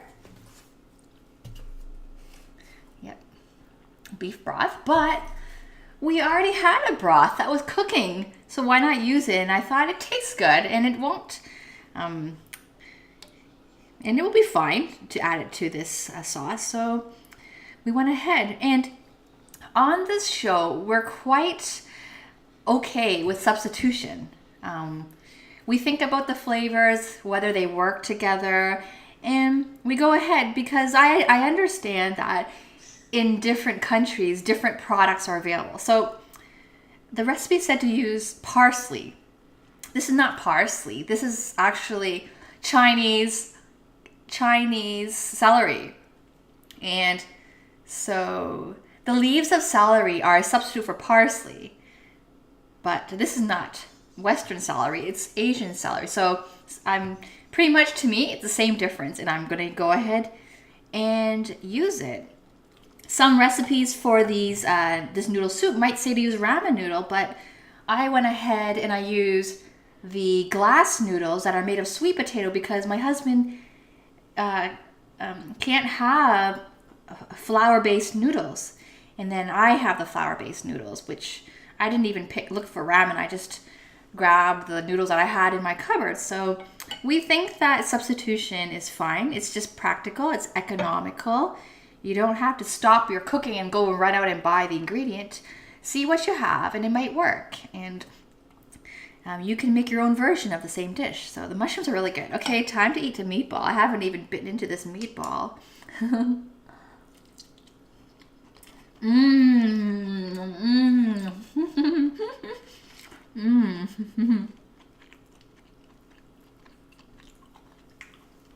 Juicy. I made these meatballs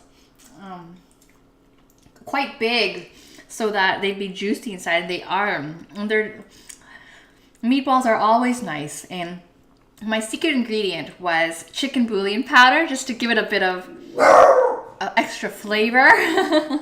So it's really, really good. I'm going to scoop some up with some of the cream sauce so that I get more flavor going on. It's a little bit hard because this is a plate. I can't really scoop liquid into it very well. Hi there, fake and trolling. I made the soup. Yeah, the noodles, I already had them in my cupboard and I boiled them. So I didn't make the noodles from scratch. But we have made fresh noodles a couple of times on the show. We made a linguine shrimp with shrimp marinara sauce for one of our moderators' birthdays. And we also made pasta bow ties for, another birthday as well. Yeah, we celebrate birthdays on the show for the moderators. Or if it happens to be someone's birthday when they're tuning in, we will celebrate. We have a candle. We'll play some birthday music. We'll blow it out on stream. Yeah. So we try to be really interactive with the viewers and the community and keep it fun. Yeah, so I'm just playing with my food now.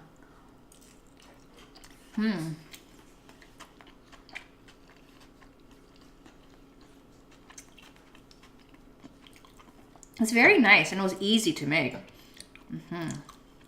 So next time your grocery store has a sale on ground meat, even pork is fine too. Because we had the beef on sale. Pork is usually cheaper, but we had this on sale, so we went ahead and got it. Decided let's make meatballs. Yeah, and another change to this recipe from regular meatball. Instead of using breadcrumbs, meatball often has breadcrumb in it. We use almond flour because almond flour is ketone friendly. So if you aren't familiar with our stream, sometimes my menu items are ketone friendly because my husband he doesn't eat carbs. So if you want to know what ketone is, type in exclamation mark Keto, and you get a Wikipedia description of the ketogenic diet. Oh, you sangria. Sorry, I missed Elmira's comment. Okay, so the fruit bowl has sangria in it. Okay, I'm gonna look up that picture that you showed. Yeah, we have a half watermelon in our fridge. Yeah. Mm.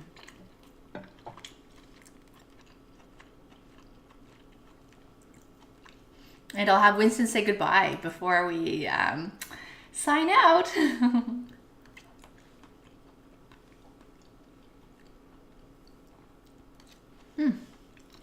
All right. All right, we're gonna get our mascot over to give you a couple of words or maybe woofs.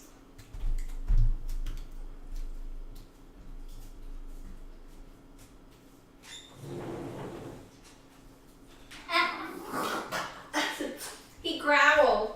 He did not like that. He was so comfortable. But he's okay. All right. Well, thank you everyone for tuning in to today's show. Sorry the last few streams were off schedule, but we're back on track.